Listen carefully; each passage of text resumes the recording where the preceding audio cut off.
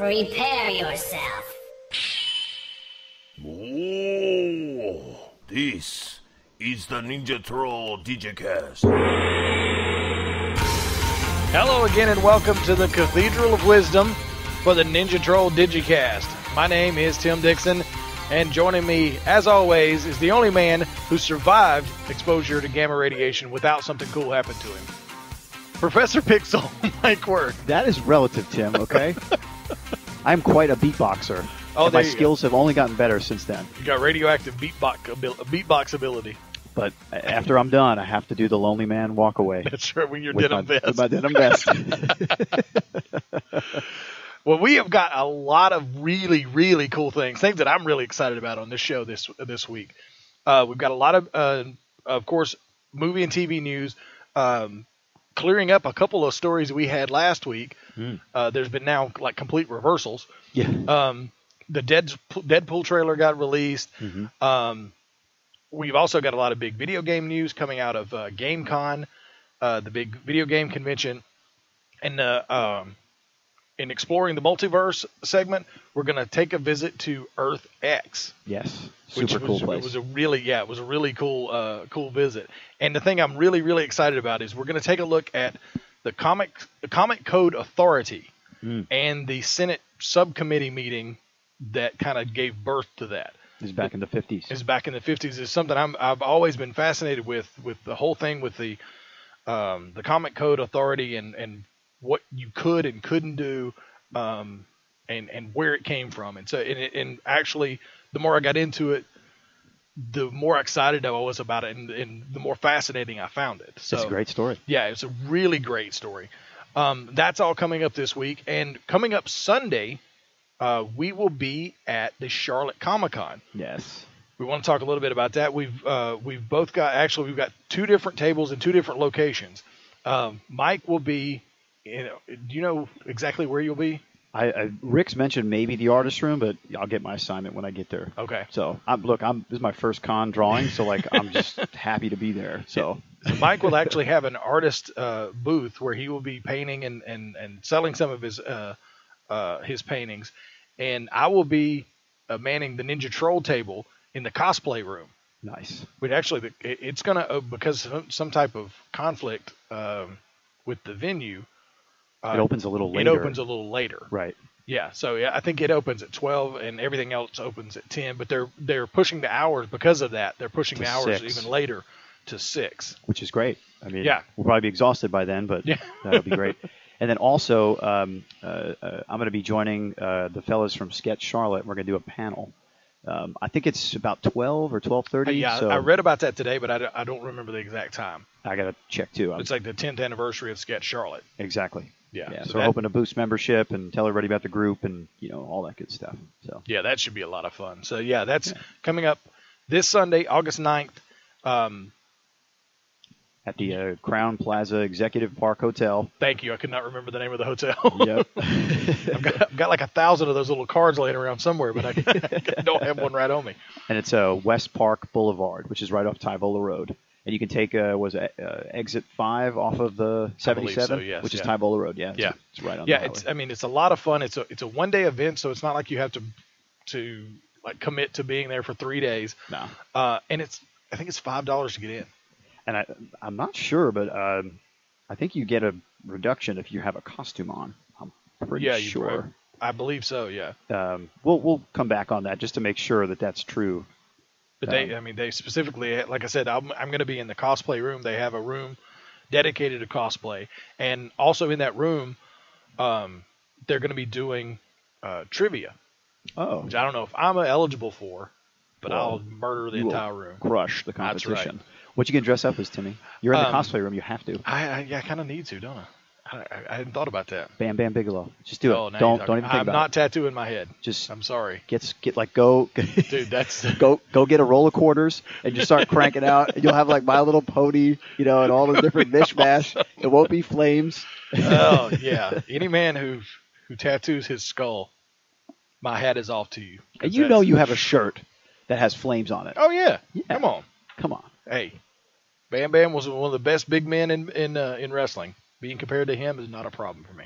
I can't wait to see your cartwheel. Yeah, I don't know about a cartwheel. But let's go ahead and jump right into our movie and TV news. Cool. Like I was saying, the reversals on some of the things we reported last week. Yeah. And I think this may have been a little marketing.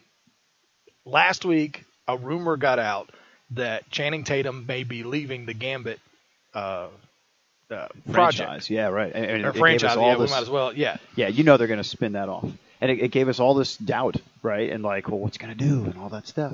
A couple days later, after we reported it last Wednesday, I think Friday, they said, oh, he's officially signed the contract. Everything's down. Everything's good. Oh, yeah.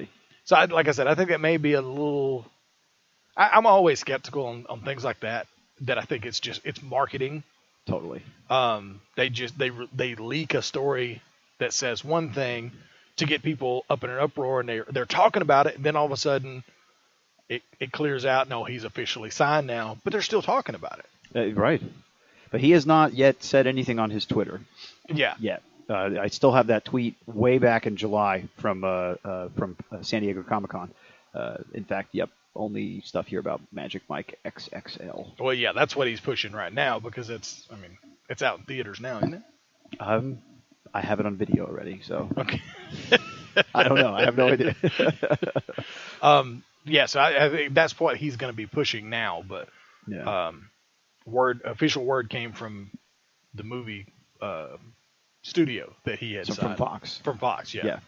That he was officially signed on. Well, that's great, right? Yeah. We were so excited about that, and it's going to really happen. Yeah, it actually is. So yeah, that's a good thing. And another thing, we actually we reported this as like breaking news because it had just come down while we were actually recording the show. Yeah. About a male Ghostbuster movie. And we collectively went, huh? Exactly. So now Ivan Reitman has said no. The writer was the guy who said that originally. Who's the writer of the female Exactly. version? He said it's a great. He said it was a bold move or whatever. Yeah. I think that was his way of like pitching. And I think so too. Yeah. After maybe somebody said, we'll think about it. Yeah, and Ivan Reitman went, oh no, we're focused on the female reboot, and it is exactly what we were saying. Just concentrate on this. Don't worry about building this huge universe.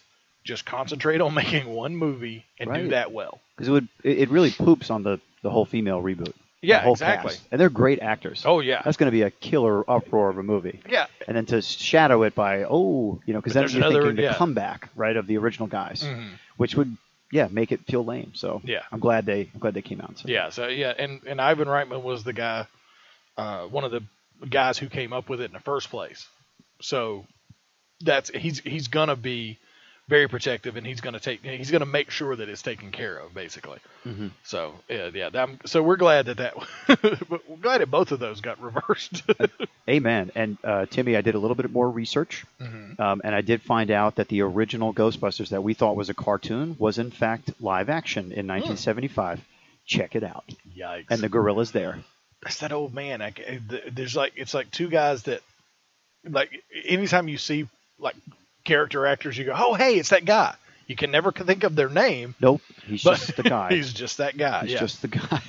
He's in a bunch of things. But this was 1975, a legitimate show. But we did find it last week. We found the cartoon. A cartoon, yeah. Right. So it was both. Okay. Yeah. Huh. And that's a little strange that the mythos existed, and then they sort of. They just and took then the second version was way more successful than the original. To the point to where you have to be reminded of the original. And they called it The Real Ghostbusters. Do you remember that? Which was always weird. I was like, why would you do that? Right? Because there was never any mention of the previous one. Yeah. The only reason I know this was because we had a Betamax player back in the day. Nice. And this was on Betamax in the local, like, crappy video store in Long Beach, New York, where you could buy, equally heroin and the original Ghostbusters with your membership card, which was a laminated card. Of course. If it wasn't laminated, it wasn't real. It wasn't real, yeah. Well, good. That's we got to look up that dude's name because it's going to bug me now. All right, I'll find it out. Okay. Tell us about Deadpool. Yeah, the Deadpool trailer has been released. Both I guess you would say PG-13 version or maybe PG.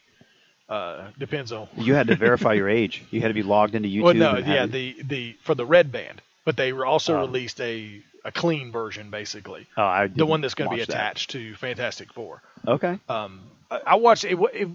It was not a whole lot of difference. There was in the red band trailer, of course, there's a lot of language that's taken out for the clean version. The shot where, and this was a beautiful shot, where he shoots 3 guys in the head. Oh my with God! with one bullet. That was awesome. That, of course, that was flip move with the slow motion. You see in the clean version, you see the flip.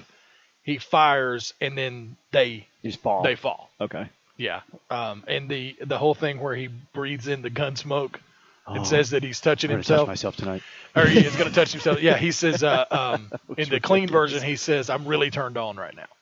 Oh God. So yeah.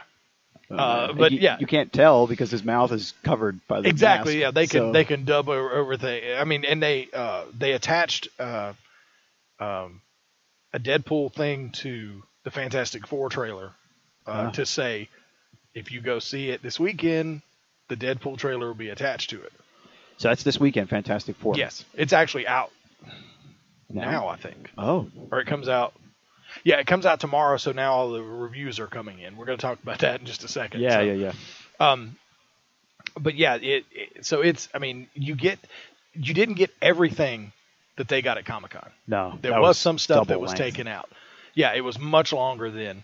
But it was hard to, because now you have to think back of what we saw, the grainy, shaky footage that we saw from Comic-Con to try and remember. I know there was a couple things that, like, when he said, you remembered something that they when he left said out. when they named Negasonic Teenage Atomic Warhead, or I think that's her full name, I don't remember. Yeah. But when they named her in the Comic-Con stuff, he said, "Man, F. Liefeld." Yeah.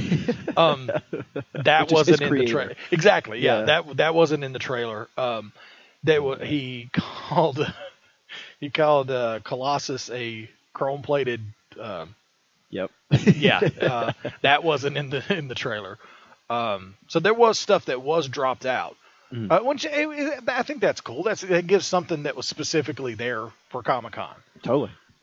So it's something that the people in Hall H got extra because they were there, which the way it should be. And they talked about that trailer wasn't quite clean because there was still wires and green screen and stuff still present in the shot. So I wonder if maybe they just took the most advanced versions of things and then said, well, this was the trailer. Yeah, and in the Comic-Con trailer, you got to see both Stan Lee's cameo and Rob Liefeld's cameo. Oh, man, I forgot about so that. he's going to have a cameo as well. Awesome. So I'm sure that he'll probably get killed, just because fantastic. it'll just fall right into. And he should make his teeth face, the grimace that all his characters have. His pooping face. So this just in from Wikipedia about Ghostbusters. So we've got let's see, Larry Storch. Larry Storch, that was the younger dude. And then Lou Scheimer.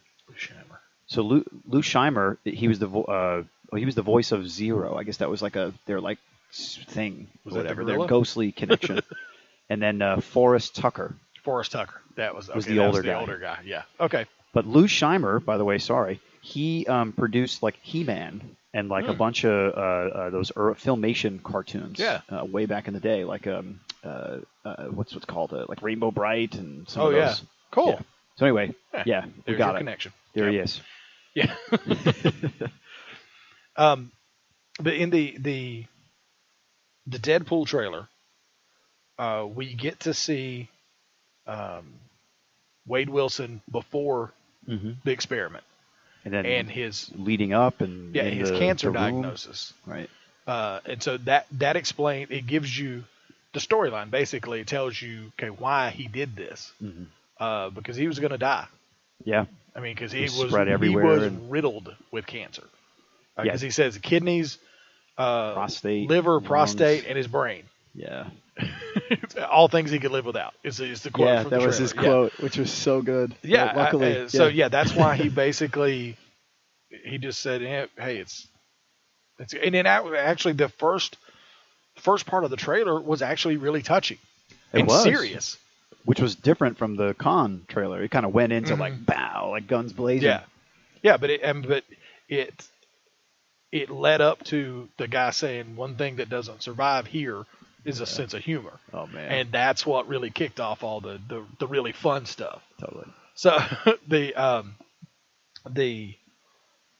lady that he calls the less angry Rosie O'Donnell, that is actually so funny. Cyborg Gina Serrano. She's an MMA fighter. Oh. Because she wails. She wails on him, exactly. Yeah. And she's playing Angel Dust, I think is her name. Then you get to see the guy he was fighting at the end, I think is Ajax. I'm not all that up on my X-Men. Some of these are new characters even for me. Yeah, I'm not really up on all the Deadpool X-Men characters, but I think I saw it online that he's called Ajax. He may be part of the Weapon X, the whole Weapon X thing. Okay. And it'll be interesting to see if there's some kind of mention of Wolverine. Right. Maybe they'll say, oh, well, we've had others who have gone through the program. Yeah, I think they really need to. I mean, they have that in common, right? Yeah, They're both exactly. Weapon X's. Exactly. Right? Yeah. So, I figure there will be some kind of, if not, like a direct mention, at least some kind of alluding to. And well, with Colossus there. Well, we see his right. Yeah, he's wearing the X belt, Mm-hmm. so he's part of the X-Men, obviously. And it'll be interesting where it falls in the timeline. Right. Like when is this? When exactly is this in the X-Men timeline? Because it's been changed now with the Days of Future Past, and right. So where does it fall? Right. It doesn't go to that future. It's a brighter future. Yeah. Now. Yeah. So, but the bottom line is, it looks like a whole crap load of fun. We may need a live broadcast from the movie theater until we get kicked out. You know, yeah, that'd be cool. All of our reactions. We had to mark that as explicit because I'm sure it'll be. That's right.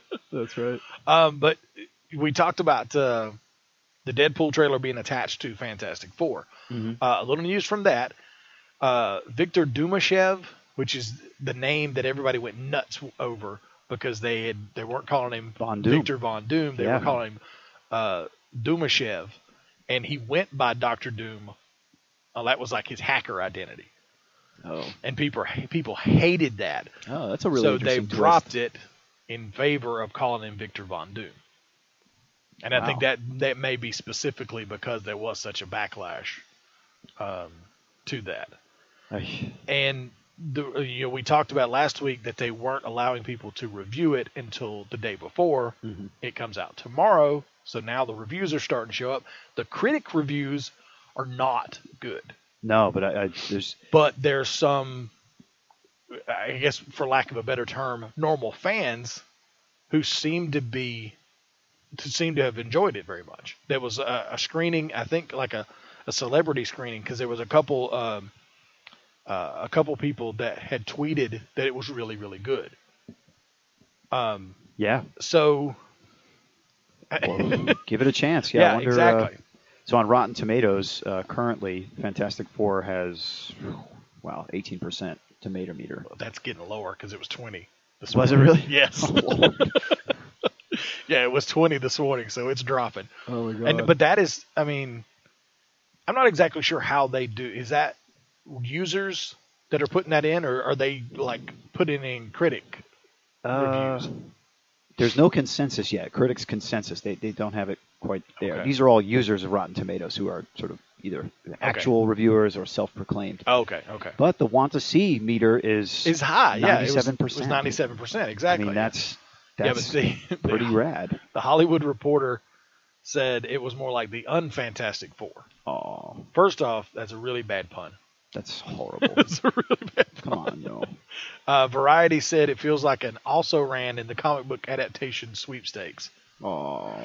So, but yeah, I mean, I've always kind of felt that way, that if I would trust people I knew more than I would a critic. Yeah. So. And this is also Fox, who has Fantastic Four. Yes. Okay. So they've got Fantastic Four, X-Men, Deadpool now. Yeah. Anybody else? I mean, No. Wolverine besides. Yeah, that's but, in the X-Men universe. But yeah, Really? that's what they own. Yeah. So Deadpool's going to be the saving grace Yeah, I think so. for this. When does it come out, Deadpool, again? Next year? Next year. Okay. Yeah. Whew. Yeah, 2016 is the year that I run out of money. Oh, my God. Because there's so many movies coming out that are going to be. You tell your boss, crazy. like, I need a raise. Yep. Tell me why you need a raise, right? They always ask, right? And you're Hey. like, well, have you seen the timeline for Marvel movies? I've got it all and laid out comic right book? here. That's right, DC and Marvel. All these comic book movies are coming out. That's Yeah. so maybe I can at least keep the 3D glasses, and I can use those in time. each one. Yep. There you go. I think they give you free time, Timmy. Man, just come saying. on. Yeah. I'm trying to work out a deal here. I saw something today. This is kind of falls into movie and TV news because it's from Back to the Future.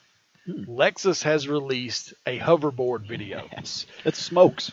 I don't know if I'm buying it. Like purchasing it or No, believing as in it? believing it. Well, everybody fell for the Tony Hawk nonsense. Exactly. Because it's like, well, if anybody's going to hoverboard first, it's Tony It's gonna Dang be- Hawk, you know. Yeah. But yeah, you're right. It smokes, and I'm not sure exactly That was in why. the photo. Yeah, I don't know. Maybe I think maybe that they may be using that to cover wires and stuff. I don't know. probably. But yeah, I don't think it's an actual thing. But it was kind of cool to watch the video. It was pretty cool. But the science for that is real, right? So there are hover trains. Yeah. But it's superconductivity, right? You Yeah. basically have two repelling magnets at an incredible exactly. amount of electrical power that just repel and But lift this was going along over the Earth. like a ground. sidewalk and over water. Yeah. So yeah, I mean you would have to. I mean there are hovercrafts, but they have these gigantic fans, Right. And the board's the not things big enough blow to up. have that. I mean No. to hold up a human. right. It's just unfortunately, unless I see it personally working. I've just worked in TV too long to know what you can do with the with effects. So. Well, if it comes out, I want the pink Nash or Mattel one. And that was whatever that was came out. the other thing. It's not pink. Right. It looks like a Lexus, which Yeah, is it's like not. I don't want that. That's not legit. That's what. That's not what Marty McFly had. So. Or even Biff's like great grandson. Yeah. His was even cool, and it looked more like a Power Peralta back then. Yeah. So In casting news for the Flaro universe, and this is really for the whole universe because he's going to be all on all of the shows. Casper Crump, which is love that name. is a comic book name if I've ever heard one, Totally. has been cast as Vandal Savage, and he looks awesome. He really looks like Vandal Savage. Cool. I got to see this. He looks like Casper an evil dude. Casper Crump. Yes. Vandal Savage. He just looks like an evil dude. Oh, yeah, he does. Doesn't he? Wow, yeah. And he's Oh, going to man. he'll appear in the crossover episodes that they do mid-season for Arrow and Flash. Is he going to have the championship belt that he wears? Yes, he is a He looks very like the fashionable. Intercontinental He's been champion. alive for 6,000 years, so He gets to wear a belt. he gets to wear a belt if he wants, does. and a waistcoat with the with tiger stripe trim yes on the lapels. He killed that tiger. That so is well then you gotta. yeah, I mean Vandal Savage is a fun character because he's essentially immortal. He's been around forever. Like I said, literally that wasn't me exaggerating. He's been around for 6,000 years. Wow. So Is he a time traveler? no, he's immortal. Oh, he's immortal. Yes. Oh, okay. I'm sorry. I thought you said he is amortal. No. He's I was in immortal. Long Island this weekend, Timmy, so forgive me. You have to get used to my I have to southern relearn. Yeah. Your genteel language.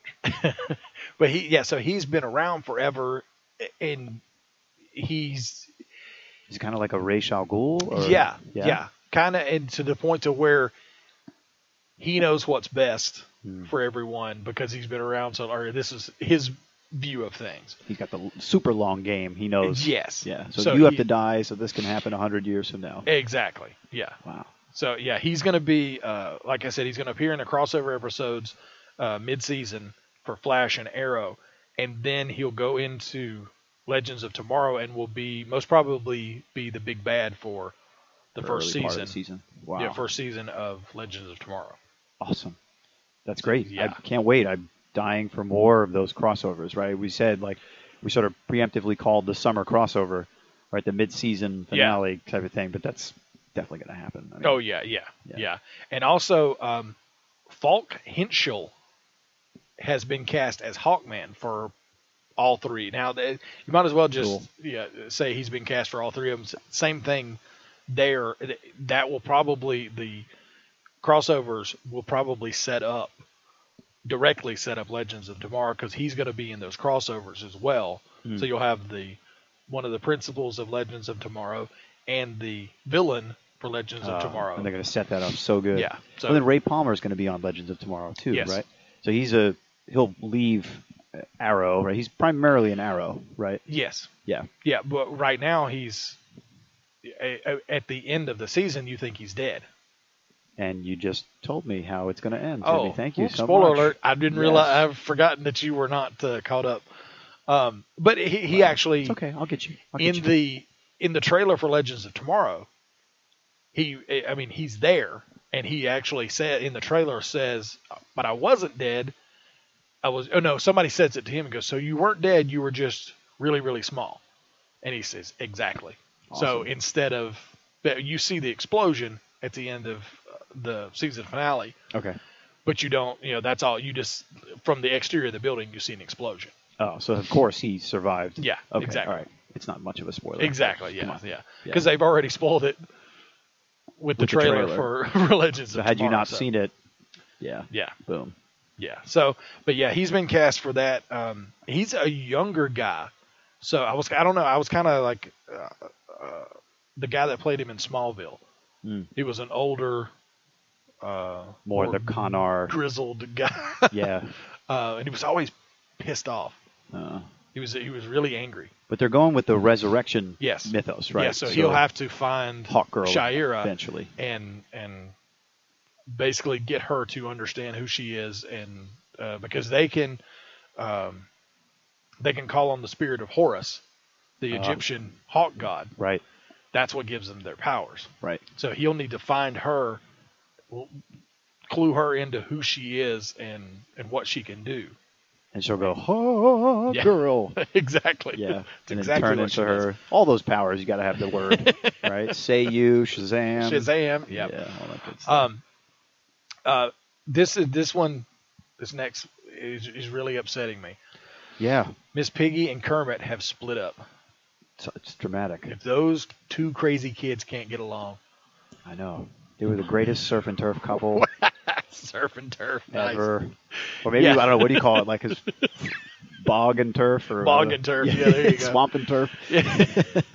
Yeah, this is obviously a marketing deal for their new show coming up. But they've announced that they've split up, and he is reportedly dating another pig in the ABC marketing department. Wow. Because they're going to do that. They're going to have like Earth Prime, where like they'll interact, and like there'll be Muppets working in, like behind camera and stuff. Yeah, like they've always done. Yeah. So that it was kind of cool that they put out a joint statement through their Twitter accounts, and then she made a statement that she was like the sun, and or being with her was like flying too close to the sun. So eventually Kermit was going to plummet back to Earth. So, well, ain't that sweet? Hey, it's Miss Piggy. Come on. Yeah. Supergirl has cast Jenna Dewan Tatum, Channing Tatum's wife, as Lucy Lane. Oh, cool. Who is Lois Lane's sister. Cool. So there's your connection, and again with we're going to have Jimmy Olsen on the show, but we're also going to now have Lois Lane's sister. Interesting. And they're also she's a pretty lady. Yeah, well, she's Channing Tatum's wife. It's not like look, not everybody's about looks, Tim. Okay, it's Channing Tatum. Let's give Channing some benefit of the doubt there. I know he's in Hollywood, but yeah, they are quite the hideous couple. Yeah, so she's been cast. They've also cast somebody for Cat Grant, who was she was a reporter for the Daily Planet. I think in this one she's going to own her own Like a blog, like or a something, media empire. Oh, cool. So she'll probably be like the boss. Nice. They did release a new trailer today, and they're leaning heavily on the not quite Sex in the City, like not the sex part of that, but the young girl trying to find her way in the city. Like Girls on HBO? Kind of, yeah. All right. Well, probably not as crass as Girls. Oh yeah, I'm sure. Yeah, It's an HBO show. But it's more like almost like a CW kind of young girl show. Gotcha. Who's trying to find her way, and she's like hid herself away, or what she could do. She's hid it away for so long, and she wants to be who she is really destined to be. That's cool. That's kind of the thing, the angle they're going there. So I'm excited. And will that show be like for everybody, you think, or will it be? I think so. I think top? they'll make it. I think they'll make it accessible. Like Emma would be able to watch it. Yes, Okay. I think absolutely, because it's going to be very girl power. Yeah. Kind of deal. So I'd love for my daughter to see this. Yeah. Like it would be a series from what it'll be in her childhood. Yeah. Like for us when we had some of those series back in the day. Yeah, I think it's going to be very accessible. I mean, it's CBS, so it's not going to be too over the top. Yeah. But yeah, again, I've got the when they leaked the pilot online, I've got it. I just still haven't watched it. Oh. So, yeah, I'm dying to see it. I'm excited about this because I'm not really familiar with the Supergirl world except for when I forget who Carrie played her in the 80s. She was in The Legend of Billie Jean King. Billie Jean, not Billie Jean King. It's a different legend. That's a whole different legend. Right. Yeah, the Kara. What was her name? I forget her name, but yeah, they did the movie, right? The Supergirl movie. Yeah, I'll tell you here in a second. But I think it's going to be a really interesting. So it's Helen Slater. Helen Slater. Okay. Close. Yeah. Yeah. Well, Kara's the character name. So. Yeah. Right. Kara L. Right. Is her name? See, I think it is going to be. It's going to be very accessible. It's going to be. It's going to be designed for. I think it's really going to be designed for younger girls. Cool. Because we were talking before about the trailer I'd seen before. She's like sitting on the couch in her pajamas and slippers, watching herself save the day. Right? Yeah, watching footage of herself saving the day, like eating ice cream right out of the carton. Yeah, that's so great.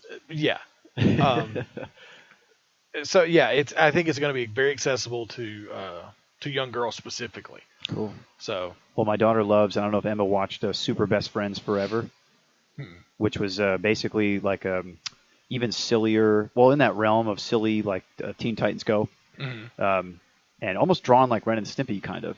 But it was Supergirl, Batgirl, and Wonder Girl, and like they were 15, 16 years old, and like Batgirl had to like sneak out, and she would wait for her dad to fall asleep, and like she had like a dadometer that would tell him like asleep or not, and then like everybody would always get in trouble. Like Supergirl one time was like Superman showed up and said, "Kara, you're not doing that." It's on YouTube. There's really funny moments, but I wonder like that was a nice primer I think for any kid who's going to be a few years older and then jump into the show. Yeah, yeah, that'd be cool. Yeah, I have to look that up. It's funny. Yeah, it's funny. Yeah. They are officially announced now that they are working on a new Dungeons and Dragons movie. Woo! That's gonna be great. I'm excited. Yeah. When I was reading the story today, they were talking about how crappy the last one was. I didn't see the last one. I didn't think it was that bad. I mean, it was. I mean, it is what it is. When did it come out? The last one? 2000, I think. 2000. Yeah. Yeah. 10% Rotten Tomatoes. I didn't think it was that bad. Maybe I'm not remembering it well, but I think it's got potential. It's was Marlon Wayans in it? Yes, Marlon Wayans was in it. Jeremy Irons. Jeremy too, Irons was also in it. Who's the other girl? The girl was in American Beauty. Thora Birch. Okay. Yeah, she was in it as well. So awesome. Yeah, so they had some type of litigation, like stemming from that was keeping them from doing anything. but they're that's now cleared up, so they're officially going ahead with it and going forward with it. So I mean, I think right now there was a script before the lawsuit happened, so I don't know if they're going to go with that script or whether they're going to like just start from scratch and go from there. Well, maybe as it gets closer, I'm very interested to hear about this lawsuit. Maybe we can discuss that a little bit. Yeah, well, it's all cleared now. Okay. So that's what they're now able to officially announce that's going on, because there was something with the production company that did the 2000 one. What said? I think they were else... saying, I think they were saying that they still had the rights to the name. 15 years later? Yeah, I don't know. Without producing another movie? I don't know. So I'm not real sure. I just basically all I saw was that that's all cleared now, and we're ready to rock. And yeah, exactly. Wow, okay. They also I haven't watched it yet, but they released a trailer for the Guardians of the Galaxy animated series. Yeah, saw that. That looks pretty good. Did you watch it? Okay. Yeah, looks pretty good. I mean, I wish the animation was a little stronger on some of these, Marvel and DC things, but it's good. I mean, I think it takes Guardians into that realm, that cartoon realm, where kids can sort of digest it on more of a regular basis instead of just sort of kablam in one movie. Yeah. It's still funny. They still sort of have like the sort of classic rock-esque music in it and things. And I think it'll give them a chance to maybe flesh out some of the sub-characters, sort of going into it. But that's cool. I'll watch it. Yeah, I think it looks pretty good. Cool. And the Crow remake has reportedly halted production. There's never a that movie has had so much controversy and like there's never a cleanly produced Crow project ever.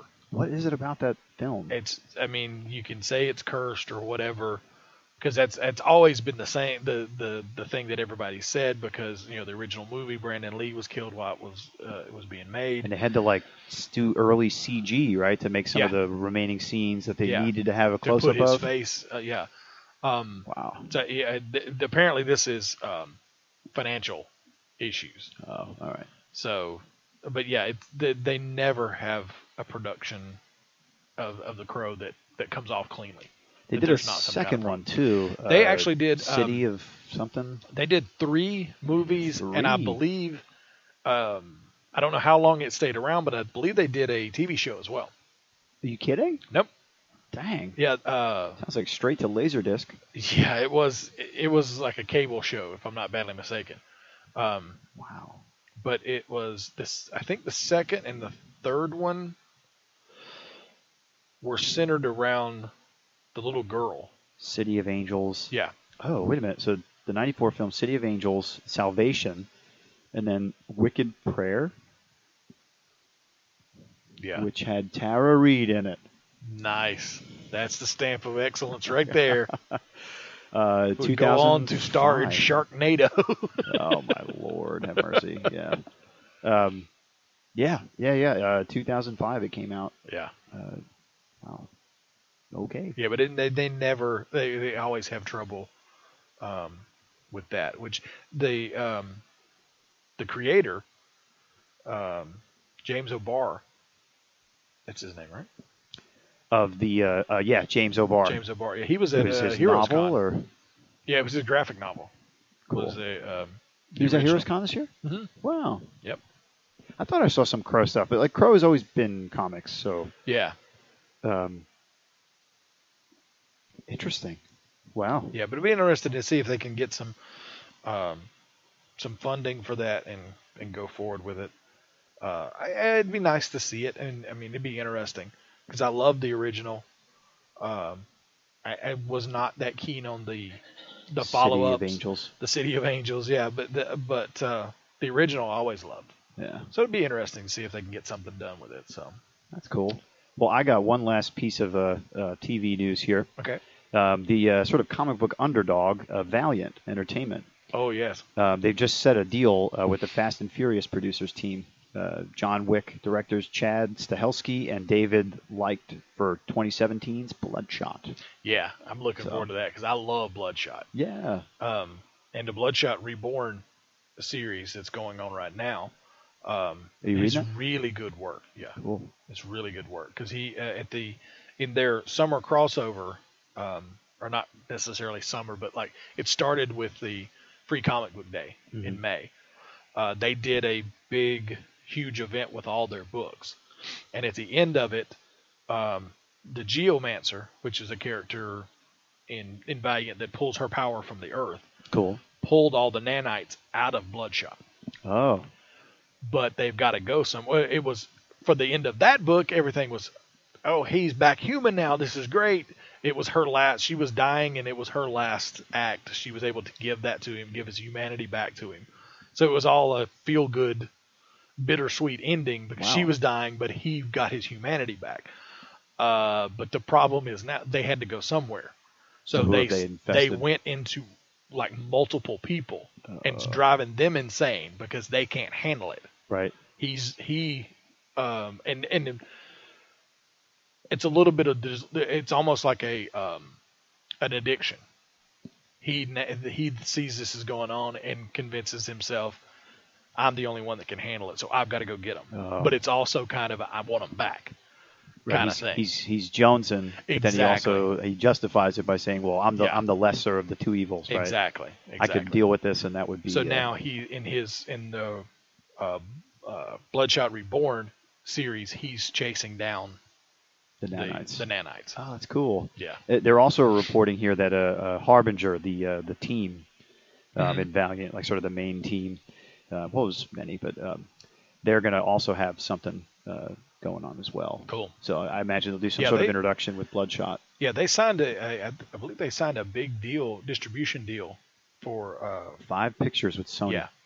But with Sony. Wow. Yeah. That's not a slacker. That's going to be great. That's a big deal. That's cool. Sony has who now? Spider-Man. Right? So yeah, they'll be distributing the solo Spider-Man movies. Right. So it's like a hybrid deal now. He can be go to crossovers. He can be in the Marvel movies, but the solo stuff will still be Sony. I think, look, if Sony makes a smart move here and they do a great job with Valiant, because Valiant has had this renaissance, 6 years ago or so, where they just burst back on the scene after being nothing. Yeah. It was right during, it was that Free Comic Book Day in 2008, I think, or 2009, I think it was. And I got a call from Valiant, this guy, Jeff Johns, to do not Jeff Johns, sorry. That's what I was about to say. Wait a minute. Yeah. Gosh, what was his? Anyway, I can't remember his name. But he's not a writer or an editor. He's just sort of an admin at Valiant. Okay. And they asked me to do an infographic that sort of laid out how many people have been killed in Valiant Comics up to then, how many issues they've sold, how many bullets so and so has shot, and all that. And they calculated all this great data, and it went in the Free Comic Book Day issue. Oh, that's cool. Of I think it was EXO. And a couple of times, it was the summer of Valiant. So they've been so serious. I remember them saying to me on the phone, I'm like, you guys are still around? And he was like, I'm sure they'd love to hear that. But a young guy is the CEO. I think his name is Shamesh. I think it's his name. Okay. And he is when I spoke to him on the phone, he is so die hard. They were like, oh, you read Valiant? Tell us about it. And I was like, oh, damn. I have to remember. And I'm like, man, it's Hold on, let me Google. That's right. That's right. And of course, when I was like Magnus the Robot Fighter, they were like, "Oh, that's old school." They don't have they Magnus don't have it anymore. Yeah, they gave him up. And Turok as well. I think they don't have I think Acclaim owns Turok. Yeah. But they've still got Shadow Man, Bloodshot, Harbinger, Exo Man of War, Archer and Armstrong. Oh man, what was the other? Gosh. But yeah, they're making a little bit of a move here. We're not seeing really any other comic book companies trying to do this, to establish themselves as maybe the third. Yeah. Right? No Image movies yet. And that would be fabulous to have an Image movie because there's amazing stories. Yeah, they're doing some really good stuff at Image. So, that'd be interesting. Yeah. Yeah. But that is a look at our movie and TV news for this week. We're going to take a little break. We're going to come back and we're going to take a look at our video game news coming out of GameCon and take a spin of the comic rack. Our hailing frequencies are always open. Find us on Facebook, Twitter, or Instagram. Just search Ninja Troll Digicast or drop us an email at ninjatroll@digitaltuxedo.com. Ranger Station, Ranger speaking. Hi. I'd like to report a bear hug. Okay. Well, before I left my campsite, I was putting out my fire, and out of nowhere, Smokey Bear showed up and hugged me? So you drowned the fire, you stirred it, drowned it again, and felt that it was cold? Uh-huh. Oh, yeah. He likes it when people correctly put out their campfires. He's pretty big on wildfire prevention. He's just letting you know you did good with a hug. He's a hugger. I just got a bear hug from Smokey Bear. Status update! All right, I'm going to let you go now. I've got a lot of ranger stuff to do. There are many ways to start a fire, but one sure way to put it out. Learn how you can do your part at SmokeyBear.com. Only you can prevent wildfires. Sponsored by the U.S. Forest Service, Ad Council, and your state forester. Come and play with us. Evil spirits. Can't hurt you here. You're safe. The Ninja Troll Digicast. I ain't afraid of no ghosts. All right, back on the Ninja Troll Digicast. Again, my name is Tim Dixon. I'm here with Professor Pixel Mike Worth. There is actually, and I didn't realize it until just a little bit ago, there's a gaming convention going on called GameCon. I'm not exactly sure where it's at.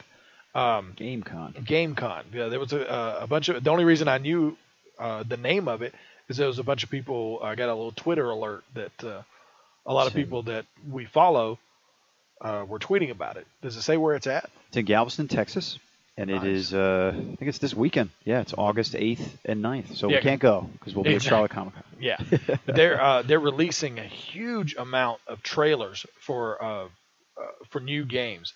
The first one I saw was Star Wars Battlefront. They've released a trailer for it before, Yeah. but this is specifically the Fighter Squadron mode, which is the dogfighting, like X-Wing versus TIE Fighters and A-Wings, and oh man, it looks awesome.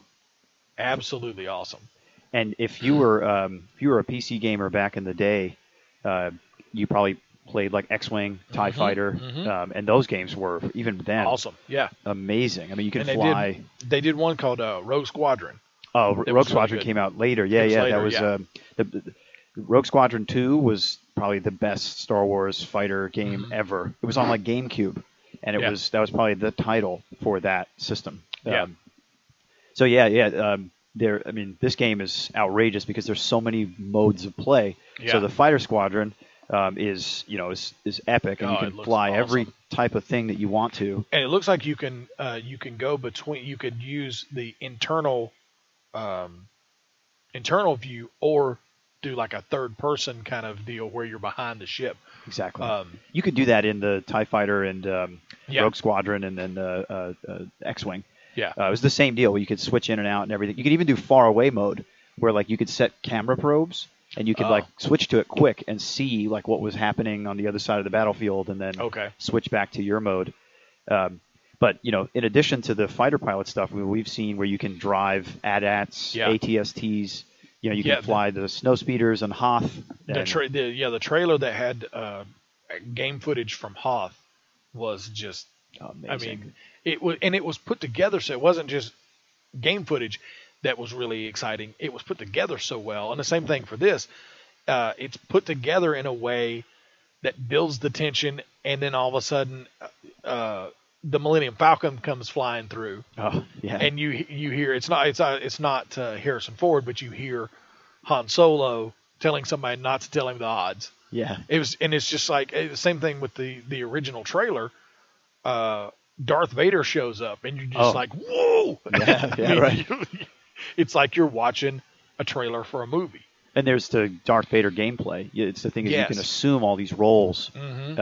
And like the most impressive thing for me about Hoth is that like I played games where you could play Hoth and do these things, and it's like just okay. But you can like run through the internal base. Yeah. You can like roll up on guys who are behind, like with a blaster, like be a stormtrooper and roll up on rebels and just kill them. I mean, you have the ability to just vaporize people. And the original Battlefront, or was it Yeah, it was called Battlefront. Yeah, the first one. Yeah, Yeah, this is Battlefront 3.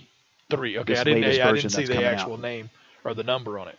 But yeah, the original was really well done, and you were able to jump into different vehicles, and the biggest thing for me was just being able to be a Jedi or a Sith and swinging the lightsaber, just anything that moved. You just You cut it. It was the destructible world. You Mm-hmm. could cut down like any sort of the kickable items. Yeah, it had a lot of great advances at the time. But come on, open world Star Wars, yeah. can't beat that. Yeah. Now, is this a cross-platform? Battlefront's going to come out on everything because it's Okay. such a huge game. Okay.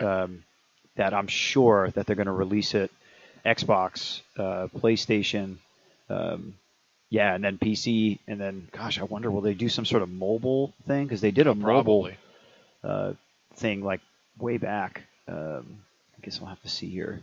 Yeah, Windows.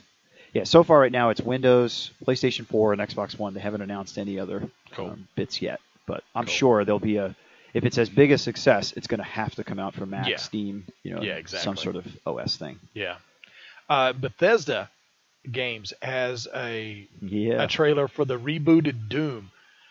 Man, yeah, lots of demons, lots of blood, lots of fun. right, and just amazing graphics. Yes. Like Doom. All right, so Doom was always great. You know, it was like the bazooka, with the rocket launcher, roar, all the blood and everything that would happen. But now it's like they've made it really scary. Whereas you roll through and did you see or did you play Doom 3? yeah, That was a scary game. right. It felt like a survival horror. Yeah. It was a really scary game. But yeah, this was 2004 back, so it's like 10 years of technology. But this looks, as somebody who played and loved the original, from like all the way back to Knee Deep in the Dead. That was the name of the first episode in Doom. Yeah. This looks really, really good. And we get in the trailer, you get to see the BFG 9000. Oh my God. They bust out the big gun. Oh my God. Right at the end, and it starts to power up, and then it cuts. It's like that's the end of the trailer. Like, no, I want to see that thing fire. Yeah, right. Yeah, I'm looking here at the BFG, the edition, right, of Doom 3. Yeah. Oh man, that's fantastic. I wonder if they'll introduce new weapons or some modifications or something like that. Yeah, because the railgun was always great. And, yeah, all that great stuff. I saw another one for a game called Quantum Break. It looks like almost like a superhero shoot 'em up. Like the guy seemed to be using powers, but it was also like a shoot 'em up game, like a third person shooting game. Cool. But the thing was, it features digital performances from actors. Actual known, like Sean Ashmore, who played Iceman in the X-Men. Oh, okay, with the blonde hair. Yeah, and then Aidan Gillen. I don't know the character's name on Game of Thrones, but he's he's one of the sneaky guys. The sneaky guys. He the one that ends up marrying Sansa. Oh, you're talking about Ramsay Snow. No, he's not one of the. Right, Ramsay Bolton. You talking about when she goes to the north, Sansa? I may not be that far. He was Gillen? He was the guy that was in love with. Oh, see, sneaky guy. See, yeah. Okay, so he's the Littlefinger. Littlefinger, thank Peter you. Peter Baelish. Yes, he was on the King's Council. Yeah, yes. back in King's Landing. Yeah. And him and Dominic Monaghan, who was in Lost, and Lance Reddick, who's on Fringe. So they all do digital performances, and they look really, really good. Cool. I mean, these are cutscene type yes, things? Exactly. Wow. So it's like almost like an interactive movie. You're part of the scene with these actors, and then it goes into gameplay. And here's the cool thing with the power is the quantum power lets you freeze time. Yeah. And you can like walk around and like kill people, bust them up, but I think it's limited in how long it goes for. Yeah. It's called Quantum Break, and it says something. The cut line was like, he went back in time, and now time's coming for him, or something like that. I forget now. Okay. It somehow time is like you said, you can freeze time, so that's kind of the linchpin of everything. All right, so it's an electric boogaloo. But yes, basically, yeah. Got it. Also, Crackdown 3. This one is interesting. It uses Microsoft's cloud technology to share processing. So rather than just using your own machine. Xbox, it uses all these other machines out there. So they're saying it gets 20 times the power of a single Xbox One. So it's like SETI at home. Yeah. And it will this is the big thing for me. It will feature a 100% destructible world. Yeah, I've heard about this. The multiplayer, awesome. You can destroy anything. City. That's great. Yeah, you can annihilate the entire city. If a building takes too much damage, it falls into other ones, and it can be just the domino effect of everything being destroyed.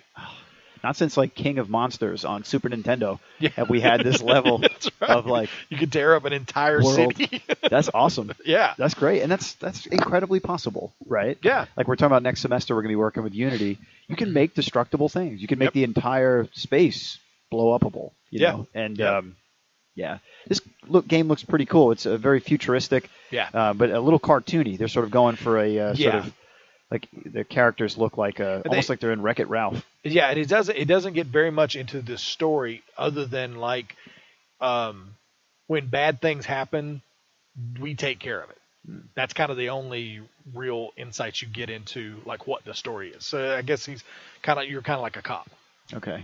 Or S.H.I.E.L.D. or something. Or S.H.I.E.L.D. or something. Yeah, something like that. But the biggest thing is the trailer that they released showed multiplayer and destroying a bridge, and then a building comes down and it falls into another building and everything's exploding, and it's like, oh, that was really cool. Oh man. Scalebound is a game that's a story of a boy and his dragon. Sweet. Yeah, and the boy has one arm looks like dragon scale. Oh. So I think he may be some type of hybrid. But it showed gameplay of him fighting some soldiers, and the dragon gets involved, and it's pretty cool. People get broken in half. Exactly. Oh, it's pretty awesome. Cool. The fly-throughs. It looks like you can jump on this thing's back and kind of. Yeah, I mean the dragons are huge, right? Yeah. So you see here's a. Yeah, he's riding the dragon. Yeah, and then there's very sort of like orc-looking knights or black knights, kind of looking bad guys. But yeah, he. You'll see in a second when. Awesome. Yeah, one of his arms is from the shoulder down is covered in scales. Wow. So he may be some type of dragon hybrid. Oh, that's cool. But it looks like a lot of fun. It has a Witcher feel to it a little bit, but I think they added in that element of the dragon. I'm trying to think in Witcher 3 if you can ride a dragon or not. I'm wondering it would be out of the realm of possibility. Is he wearing headphones? Yes, yeah, he's wearing headphones, which is how can kind you be of a knight with Beats by Dre? Yeah, I don't know. I'm not sure about that part. Yeah, but it looks like a lot of fun. So, man, so many great games. Rainbow Six Siege was also another one that they released a trailer for. There's no surprise here. It's a counter-terrorist, first-person shooter. Can you beat the terrorists? Probably. Have they made it so you can do that? Probably, okay. Yeah. Because Counter-Strike, you could do that. Yeah. That was half the fun. If you were the good guys, you had to go and get the people out of there. Right. If you were a terrorist, you had to hold off you had the to good hold guys. off. Yeah, and if worse comes to worse, you just shoot the take hostages. Out your hostage. We're done. But there's two different Halo games, Halo 5 and Halo Wars 2. I'm not sure what the difference. I don't know a lot about Halo Wars. That might be a second. I'm not sure either. It might be like a second sort of storyline or something that they're working on. But Halo 5 has 2 new multiplayer modes, Warzone and Arena. Oh, cool. Warzone is, from what it showed in the trailer, Warzone is like more of an open world, where Arena is a closed map. Traditional multiplayer, exactly, yeah, like LAN party kind. But Warzone seemed to be like wide open. That's great. So I heard like crazy new vehicles in the new Halo. Yeah, there's new ability. It says it said new abilities, but it didn't really. I couldn't see like pick out. Oh, this is something they're doing that's specifically a new. I'm not sure exactly what. They seem to be have higher jumping ability from what I could see. Well, it makes sense. I mean, that suit. Exactly, with the suit, yeah, you should guy. be able to, yeah. Yeah, so there was another one called Dark Souls 3. Essentially, looked like you were part of a Game of Thrones episode. Yeah. It was a sword and sorcery kind of deal. Yeah, I think this is a dungeon crawler, as they call them. Yeah. But it looks really dark. Oh, yeah. Hence the name, of course. Yeah, exactly. But I think, if this is the previous ones, I think you sort of draw on like soul energy. Yeah. As a way to sort of power up your character kind of thing. Oh, man. Wow, you got to see this part here. Look at this, like, old king, like, statue guy, gigantic dude, like, rising up from the dead. Oh, that's going to be great. Yikes. Cool. So it looks like you fight some real big baddies. Yeah. I mean, he looks like Sauron almost. Yeah. Kind of thing with a big giant sword. But it's definitely sword and sorcery kind of, like I said. At one point in the trailer, they were fighting what looked like a White Walker. So that's the reason I went, oh, hey, it's like Game of Thrones. Nice. Cool. There's also an Attack on Titan game trailer. Yeah, game trailer, which I did not watch. Oh. Because those are so intense. The movie trailer freaked me out so much. Watch the show. It's on Netflix. If you watch Attack on Titan, Timmy, you won't be the same. I mean, it is so intense. Yeah, it's. I mean, it's just a. Oh yeah. And it's like a. Does it have like an epilepsy warning on it? I probably should. I missed it. Yeah, it probably should. It was like a little tiny writing at the bottom. It was like on car commercials. Yeah, those things are so creepy because I mean, the giants are the Titans are just so ugly. I mean, scary. And like I said, it's like they're inside like a walled-off city, and it's essentially like a bag of potato chips for these Titans. They just reach in, they eat grab people. Somebody, and eat people. It's like, whoa! I don't want to play that game. Yeah, he's like, here's like a. Yikes! You can see sort of like that big giant. So I imagine it's going to be sort of like in Batman when you play against Scarecrow and he's huge, or like a giant Bowser in Mario, or like God of War. You just have these epic characters you have to take down. I don't think I want to see that. Yeah. But that's hopefully by the end of by next week we'll have probably some more news coming out of GameCon. But that's just a look at some of the trailers that they've put out so far. But now let's take a spin of the comic rack. Meanwhile, back at the Cathedral of Wisdom, it's time for the comic rack. Hey, nice rack. Knock it off, perv. No, it's the latest news from the enormous world of comics. Right here on the Ninja Troll Digicast. All right, first thing, Marvel has announced Black Knight as a new series coming in the all-new, all-different Marvel Comics. It's coming out of the leftover vestiges of the Secret Wars Weird World, which I think I read one issue. Yeah. And that was like, okay, that's you're done. Yeah, it was really weird. Okay. And they claim it. They call it a cross between Game of Thrones and Breaking Bad. What? Or Breaking Blade, as they called it. Breaking Blade. Oh my God. So I mean. So this is LARPing on meth. Basically, yes. Yeah, it's. I mean. Yeah. If it's for you, then it's for you. But Black Knight was a decent character. I mean, he was an Avenger, right? Yeah. I remember using some of the early Avengers comics, and I think the second Black Knight, because he was a Golden Age character, I think, like Black Knight 2. Oh yeah. And he rode that horse, right? Yeah. And he had the sword, and he was a pretty cool looking character. It's always weird for me to throw in characters like that are kind of out of out of time, out of complete context. I mean, it's like, huh? Okay. Yeah. Well, all right. Hey, if that's your thing, then you've got a series coming. So you got it. Tally ho. The all new X-Men series. We actually talked a little bit about this a while ago. It will feature the new Wolverine, the female Wolverine, X-23, and the original X-Men taking off on a road trip in a classic VW-style X-bus. What? Yeah, that sounds. So is this this was like the X Factor team, like the original X-Men before '94? I believe so. Yes. So Iceman, Angel, Beast, Cyclops, yes, Marvel Girl, and that's it, right? It was just 5 of them. Yeah. But without Miss Marvel. Oh, okay. Because she's got her own deal now. So. Okay. But they're going to be joined by Oya and Genesis, who are 2 new characters that I don't. Interesting. I don't personally know myself. Oh yeah. We'll see. But I meant to ask. I've been meaning to ask you this for a while. Uh-oh. Is this a Jewish question? No. Oh. All right. Oi. You can always ask. Feel free, Tim.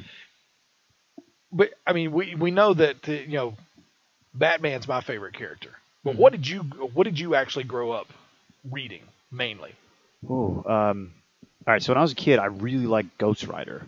I was just weirdly into Ghost Rider. Yeah. Especially when you got that new bike and like the chain did a lot of stuff and everything and all that stuff. Now, is this like what time? Is this the Danny? This is post Johnny Blaze. Okay, like so whoever this took Danny, over. I can't remember his last name, but it was Danny something. I read that too. Like 80s. Yeah, like mid 80s. But maybe later 80s. Okay. I think that's when that change happened because I remember he was still on that like old Harley. Yeah. So I like Ghost Rider, and then I just got fully into the X-Men. Okay. I just absorbed X-Men like crazy, and I always try to think like who's my favorite character. I think I was really a hardcore Havoc fan for a while. Havoc, okay. Alex Summers, Scott's brother, just because he was sort of a bad guy, good guy type thing. Yeah. And then like X Factor was really big in the late 80s. Yeah. So like you got that old school team, and then you got the sort of the newer X-Men. Yeah. So yeah, I'd have to say the second Ghost Rider was Danny Ketch. Danny Ketch. That was his name. Okay. I can remember, but yeah, he was from 90 to 98. Oh, okay. So that was a little bit later. Yeah. Yeah. I mean, I like the art, and like I wasn't so much of a big giant comic book reader back then. I was like more like copying the panels and stuff and sort of learning how to illustrate in a comic book style. Yeah. And that attracted me. So that sort of got me into the whole bad. But I did inherit from a friend like 50 or so Brave and the Bolds. Nice. That were all mid-70s Silver Age. So they all had this sort of Neil Adams style comic covers, and I just was like, oh man, this is the jam. Yeah. Yeah, Neil Adams was phenomenal. And he and Denny O'Neil really... Oh, they were a power They team. changed the industry. Well, they got Siegel and Schuster's settlement worked out, didn't they? Yeah, they had enough stroke at the time to go, okay, we need to fix this. And then they got their name credit put back on all the Superman books that came out post that, and really sort of brought back because those guys, I mean, they were making nothing, right? Yeah. And Superman was this, because it was right when the Christopher Reeves movie came out was when they did this, right? That was and basically that's what gave them the leverage. Neil Adams said, "You don't want this to come out right now. Mm-hmm. You don't want this embarrassment, right?" And so that's what helped fix it. I think the movie made $1 billion. Oh yeah, right, or something. Yeah, it was crazy. Right, it was a huge movie. Yeah. So here's Oya really quick here. She seems to have sort of fire and ice powers. Okay. A little bit of a blend of that. Even her costume sort of shows like she might work for like what are those guys? You'll have warm heat in your house tonight. Right, the little plumber dudes. Yikes. And then the other character we had said was Genesis. Yeah. So let's see who Genesis. X-Man. I think they're a clone of Apocalypse. Maybe I read that right. Boy, it's a scary thing. Kind of looks like it. Yeah. It is. Okay. But he's good. Yeah. Yeah. So that'll Yeah, be because he was in the X-Men game, X-Men 2 on Genesis. I remember this. Clone Wars. Oh, yeah, I remember that game. Yeah. That was an awesome game. That was. Side-scroller, right? Yeah. It was one of the best Genesis or comic book games, Yeah, I think, of the time. I still play it on the... You got an emulator? I got an emulator, yeah. Uh-oh. Yeah. And you could... You might have to do a 2-player, Timmy. Yeah. When you take Wolverine, you could climb walls by using the claws. And I remember... Colossus was in the game as well, right? Yeah. Couldn't he throw Wolverine? Like you could do the fastball special. You could do the team up things, Yeah. and like I remember like Gambit would like jump kick and and throw cards down. Yeah, that was a very good game. Yeah.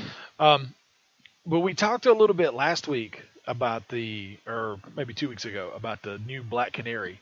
Have you read it? I got the first 2 issues and I haven't cracked it yet. Read them yet. But it looks cool. It looks like a punk rocker, and I'm just not.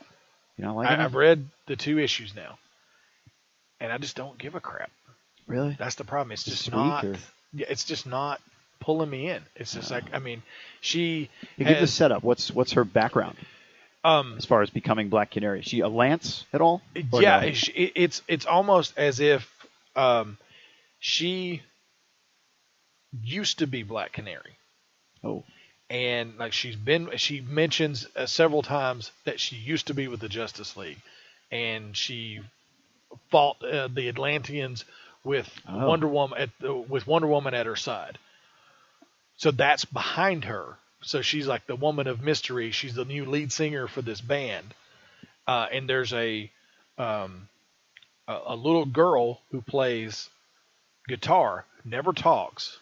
But with her guitar, she makes some kind of weird magic music.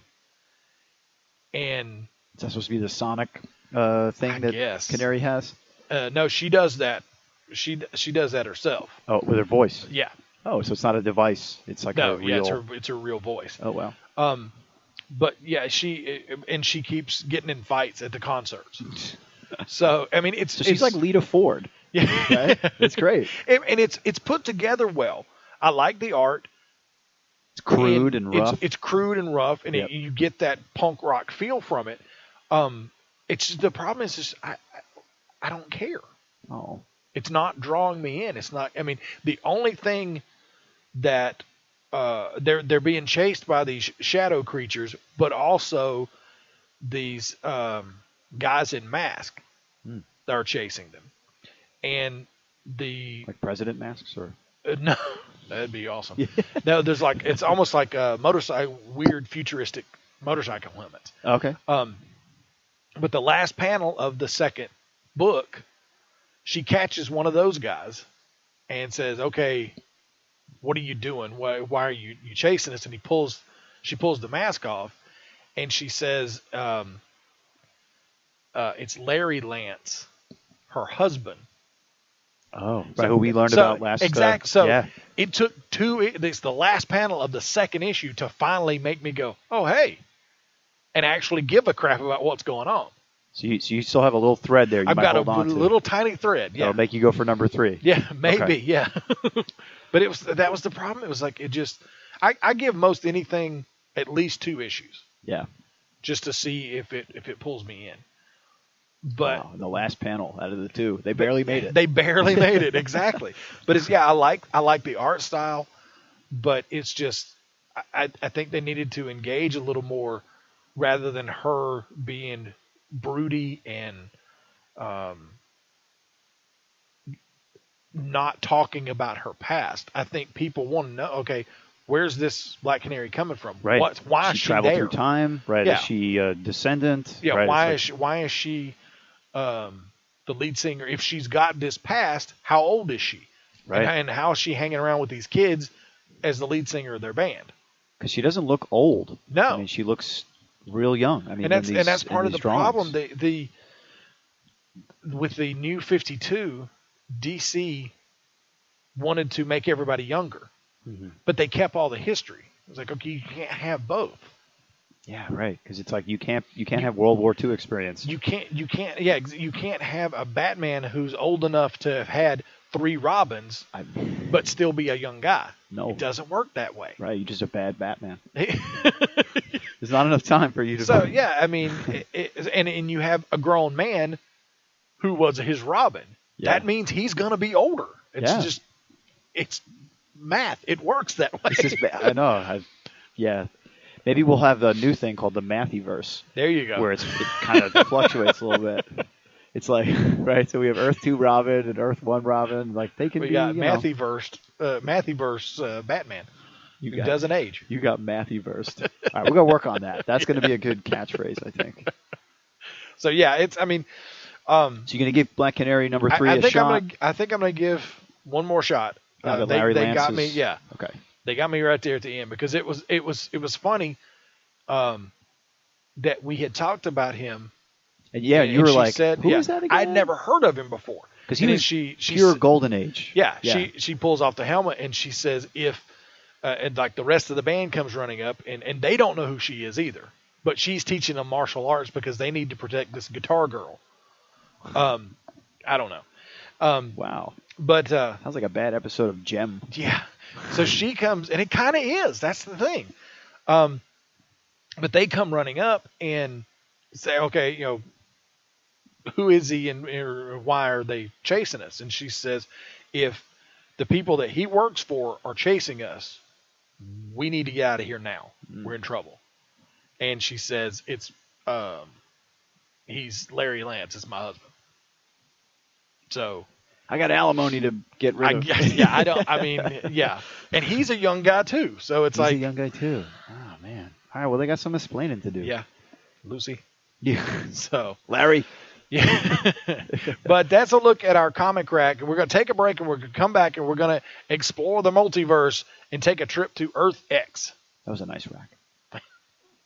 So, I'm a dog and I'm kind of new to this family, but I've noticed a trend. My humans do this thing where they go around and get all my toys and hide them in this basket, but it's always the same basket and it's always the same place. And then they act so surprised when I find them, but I'm like, hello? That's where you put it last time. Humans are the worst at hide and go seek. A person is the best thing to happen to a shelter pet. Be that person. Adopt. Brought to you by the Ad Council and the ShelterPetProject.org.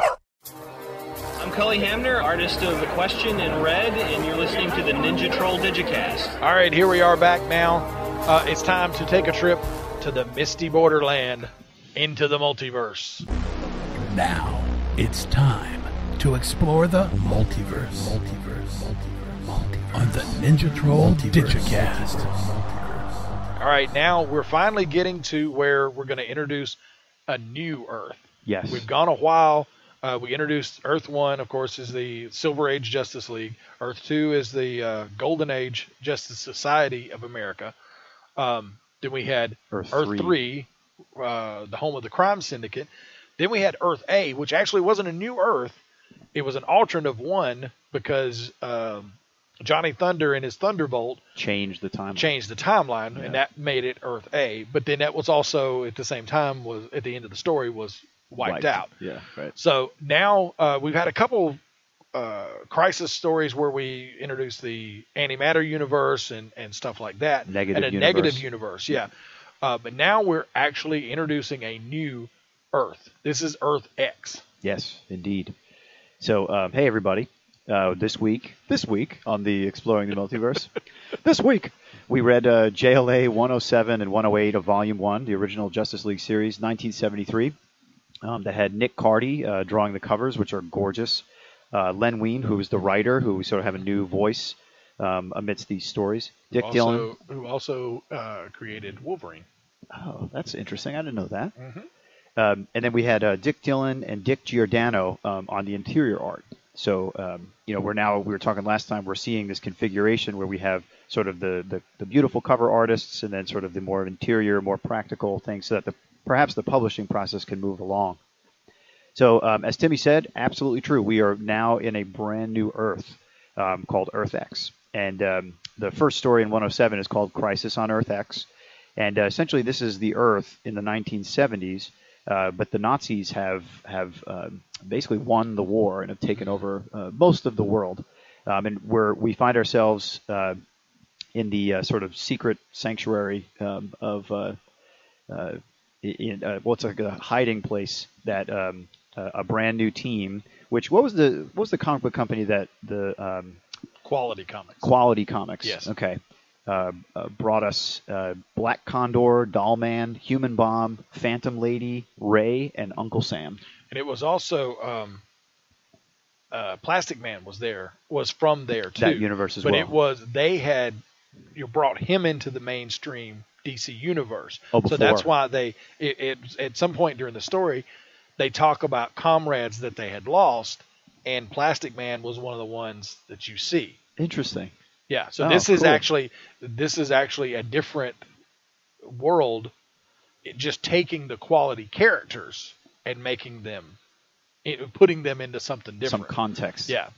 But yeah, this is their first appearance banded together as a team called the Freedom Fighters.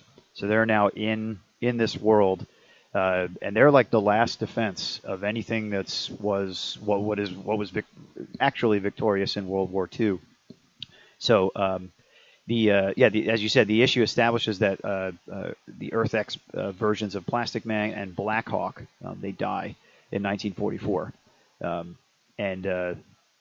it's a pretty interesting story. It's kind of cool setup where essentially, I guess I'm forgetting the actual big setup here. Okay, so Uncle Sam and the whole team, they start to do this sort of like seance thing again, and they're like, kind of hoping and praying. Well, actually, no, the Justice League and the Justice Society were testing out this machine to where they could teleport back and forth between their Earths.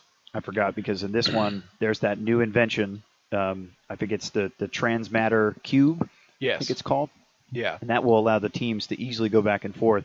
But there's a whole bunch of magic transportation later on. Yeah, they basically just drop out into Earth X because Red Tornado wanted to go, but they didn't want to let him. So Red Tornado's just like a kid. Yeah, well, you were right. He is stuck in Earth 1, where he really can't kind of do much. I'm not sure, like something happened with the where he was stuck in the vibrational barriers, and that when Creator 2 came, that made him now sort of where he can't really leave. Okay. To go to other places. So essentially, right, the transmatter cubes are built on both ends, Earth 1 and Earth 2, Justice League and Justice Society. So the Justice Society has their secret sanctuary, which is somewhere on Earth, but the Justice League is now like living in style in their satellite. They're in the satellite now, which they love. Yep. And the Watchtower. The Watchtower. So the machine that they build, it seemingly works for a second, but Red Tornado figures out how to spin so fast that Green Arrow goes, "Why is it so cold in here?" Yeah, he's like an old lady. Yeah. Well, he needs to put some clothes on. Yeah, he's an archer and a superhero. True. It's like, come on, dude. And stows away, and it causes the teams to go to Earth X, right? So all of them go to Earth X. And they show up, and then let's see, we've got Batman, Green Arrow, Elongated Man, together with Dr. Fate, Sandman, and Superman of Earth 2 are hurled into Earth X. It's another parallel world where the Nazis won World War II and now have invaded America. Now, the interesting thing is that the reason, it's like, well, how could this have happened? And they sort of give you a little lore. Uncle Sam tells us. So the JLA and the JSA start to fight Nazis, and they think, oh yeah, we're going to just totally kick their butt. But then the Nazis actually start winning. Yeah. And the Freedom Fighters show up and save the day. And they get to talking afterwards, and he says, well, if it weren't for FDR dying in 1944 from a heart attack, he had a heart attack, yep. Instead of, we know it, right after the war, that basically the race to the atom bomb was slowed. Yeah. And the Germans already had one. Yeah, and they started to play a Cold War type game between America and the U.S. and I guess Russia. We don't find out as much as that. Yeah, so the superheroes, as we mentioned, right, with being led by Uncle Sam, who, like the Spectre, he emerged out of America starting to lose the war as the spirit of freedom. Yes, and he says tarnation a lot. Totally. And his son, he calls people son. His dialogue is pretty funny. Oh, it's great. But he's a great hero. He kicks major butt. Oh yeah, yeah. I forget the guy, Flag was his name. He painted the original Uncle Sam poster with the U. Oh, the I Want You Yeah, poster. I forget, his last name is Flag, Flagg, which is wonderful. And that's like a real guy who like lived in his town, who looked like that, who looked like white-haired Uncle Sam with the curl. Yeah. So the other thing that's going on here is there's like these mind control devices that are basically like empower the Nazis and then demoralize everybody else and make them sort of do what the Nazis say. And they start breaking up into teams and starting to find these things and to take them out. So there's these like really great team ups, and that's what makes this issue like really long, is that there's a lot of chapters in it, and you can see. Let's see. So we got. So there's locations, a series of mind control ray projectors used by the Nazis to consolidate their conquest, and 3 teams of heroes unite to destroy them. We've got first Batman, Dr. Fate, and the Ray. And the Human Bomb. And the Human Bomb, Yeah. who's a really cool character, by the way. Yes. Apparently, he has to wear this suit, but like when he takes it off and he touches something, it goes nuclear. It explodes, yeah. And they're fighting at the Eiffel Tower, which is a wonderful place. Yeah. And they basically find out where this thing is, like where this mind control device is, and then they discover this like supercomputer robot who like looks like a 50s sort of robot Danger toy. Will Robinson. Even more rudimentary than that. Yes, yeah. Like that. Yeah, he was mobile. At least this thing is not. It's just a stack of blocks, basically. Totally. And it looks like Robbie the robot Yeah. kind of thing, or like the XL2000. And they actually, in the dialogue, they actually write out, "whir click." Yep. Yeah, they got all the sort of onomatopoeia that a computer would make, like like the running of the tapes and stuff and everything.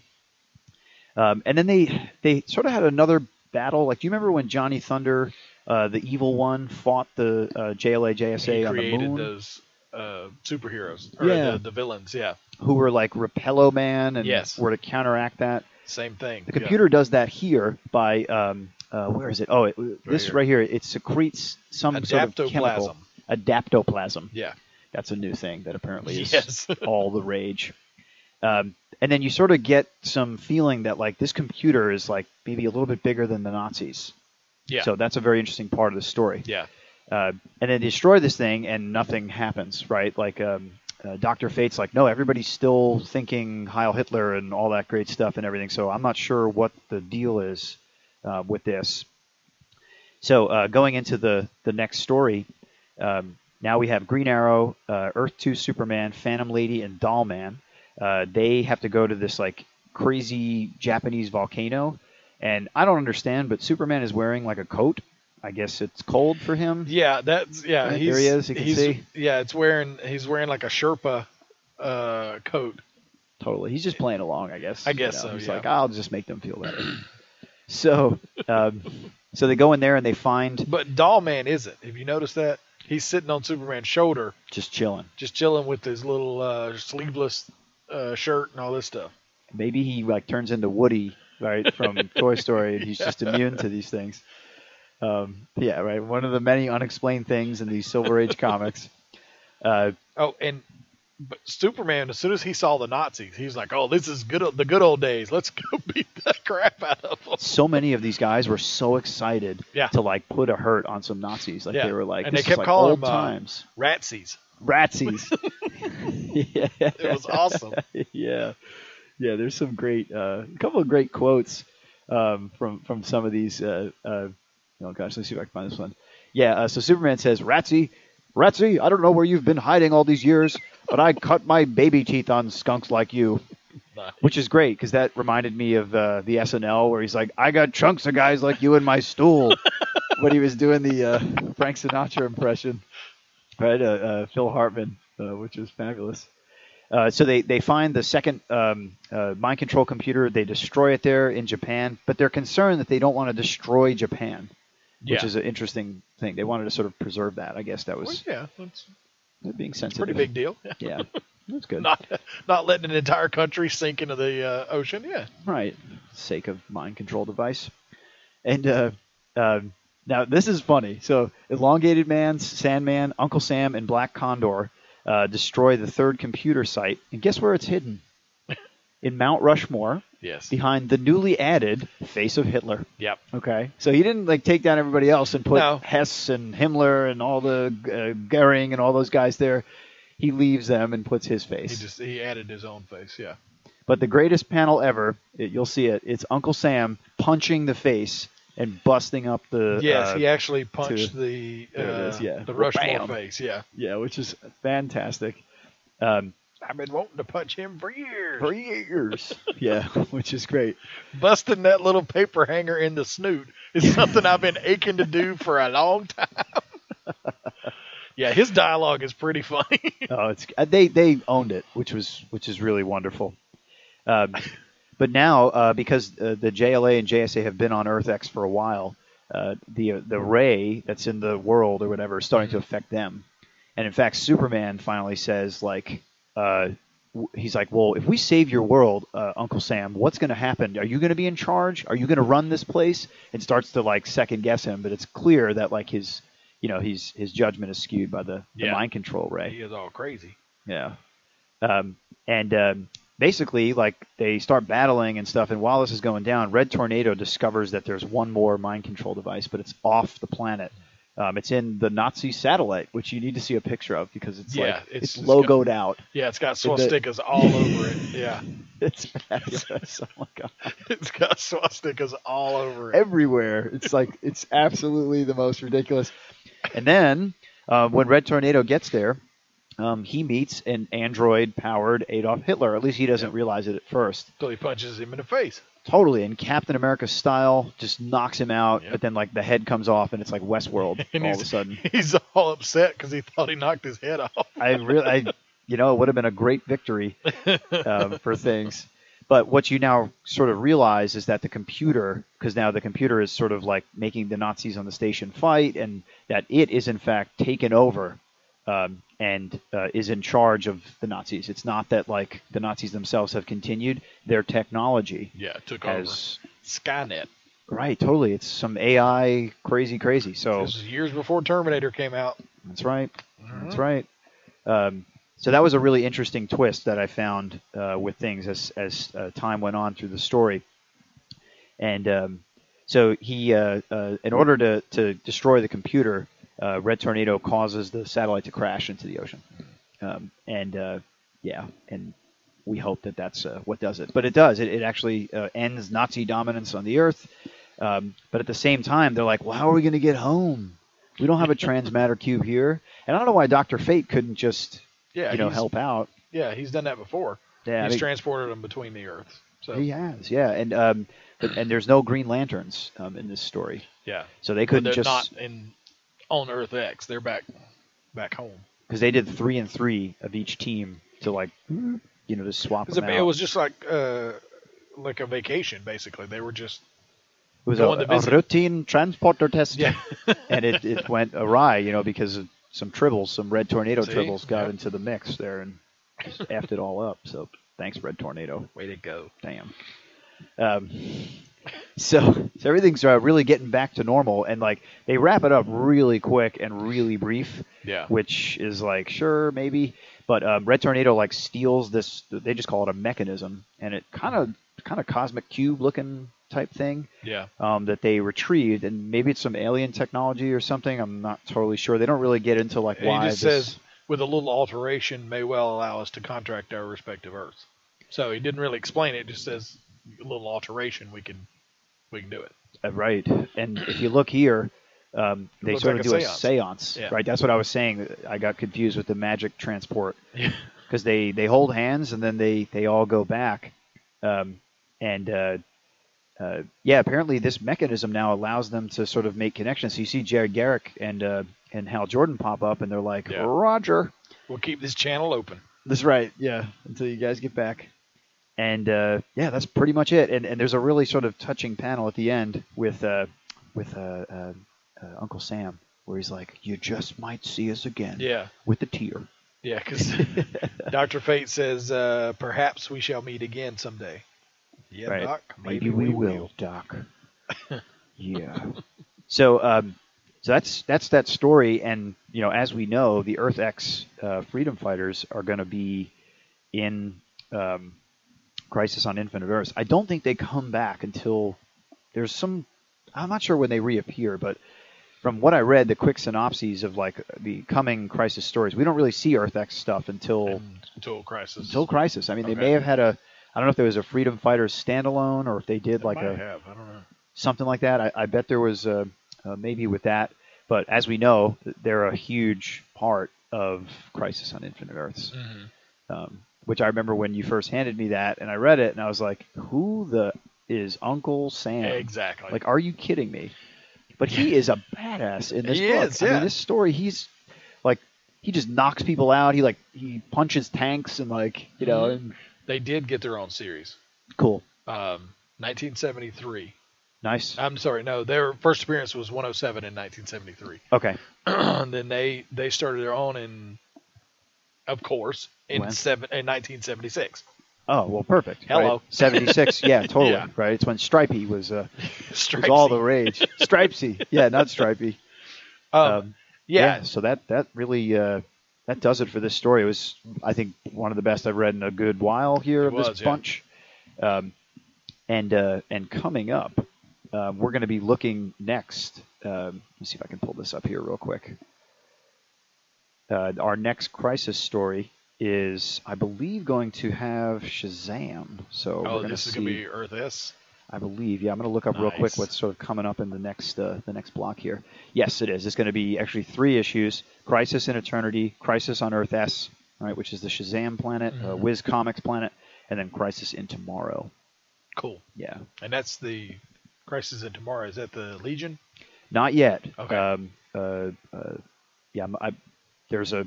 Oh wow, the Joker's in this one. Cool. Nice. Yeah, that's going to be pretty cool. It's the one after. It's 147, 148. Mordru captures the JLA and JSA, and then they go to the 30th century where they meet the Legion. Okay. So we won't see them just yet. Okay. Cool. Yeah. And then after that, we've got Jonah Hex and Black Pirate and Miss Liberty, Viking Prince, so the Lord of Time, Crisis from Yesterday, Crisis from Tomorrow. Some really good ones coming up. Cool. So that's going to be exciting. Cool. Now, how many weeks do we think we are from Crisis on Infinite Earths? Yeah. Let's count back, Timmy D. Crisis on Infinite Earths is the 18th Crisis. Okay. So we've got the Family Crisis going back, Crisis in the Thunderbolt Dimension, Crisis on Earth Prime, Countdown to Crisis, and Crisis in Limbo, Crisis on New Genesis, which I hear is an epic one. Because you've got and then Crisis on Apocalypse. Kirby. Absolutely. Yeah. Crisis Above Earth 1, and then Crisis from Yesterday. So let's see, going back, we have 1, 2, 3, 4, 5, 6, 7, 8, 9 weeks until we hit Crisis on Infinite Earth. Okay. So we got a ways to go still. A little bit. But really good stories in the interim. They're getting much better. I mean, as we get into more modern comics, it's getting more. And you have, I mean, realistically, you have some of the legendary writers and artists working on it now, that like Denny O'Neil, right? Lynn Wein. I mean, I think Sikowski was Gardner Fox rather. Fox, yeah. But he was Golden Age, right? It was a very different way of writing, and he was sort of a torch passer, I think. Yeah. Right, because then right after that, we had Denny O'Neil and now Len Wein, who are sort of taking over for this sort of run of the JLA. Yeah. And then we've got stuff even after Crisis. We've got other crises after that. A bunch, getting up to Convergence. Awesome. Yeah. Cool. All right, well, that's our Exploring the Multiverse segment, visiting Earth X. We're going to take a break, and we're going to come back, and we're going to take a look at the Comics Code Authority. Our hailing frequencies are always open. Find us on Facebook, Twitter, or Instagram. Just search Ninja Troll Digicast or drop us an email at ninjatroll@digitaltuxedo.com. Just now, another kid dropped out of school. There's one every 20 seconds. Over 200 kids an hour. That adds up to nearly 5,000 kids every school day. If we do nothing, 3.5 million kids won't receive a diploma over the next 4 years. But there is someone who can change that. And that someone is you. United Way knows that kids who have a caring adult in their life are more likely to make it. So make a pledge. Tutor a child who needs help. Mentor a kid who needs someone on their side. Volunteer to read to children. Because the path to success or failure starts long before graduation day. And the difference between a graduate and a dropout could be you.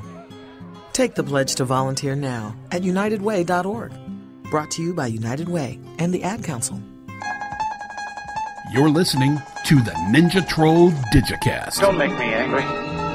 You wouldn't like me when I'm angry. Like you angry? Dr. Banner, we need you angry. Smash! That'll do. The Ninja Troll Digicast. The only podcast with a kick. All right, back now on the Ninja Troll Digicast. We wanted this week to take a look at the Comics Code Authority. This is something that's always fascinated me.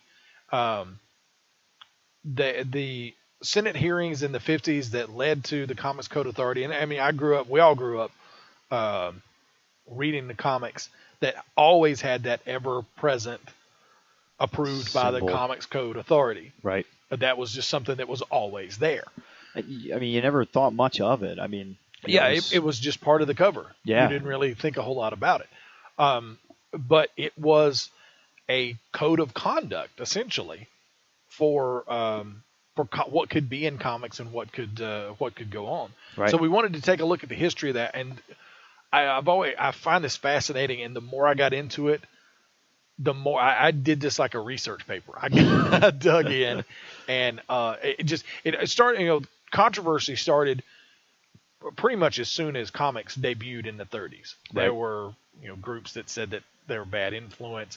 The educators were the first one to say that comics will rot your brain. It's always, I mean, that's been the comic books rot your brains. Yeah, that they're a bad influence, that they affected reading ability and literary taste, and that they were a threat to authority. Mm-hmm. Right, juvenile delinquency was like this. Yeah, that was the ever-present thing. That's what became. Well, that's what the Senate subcommittee was on.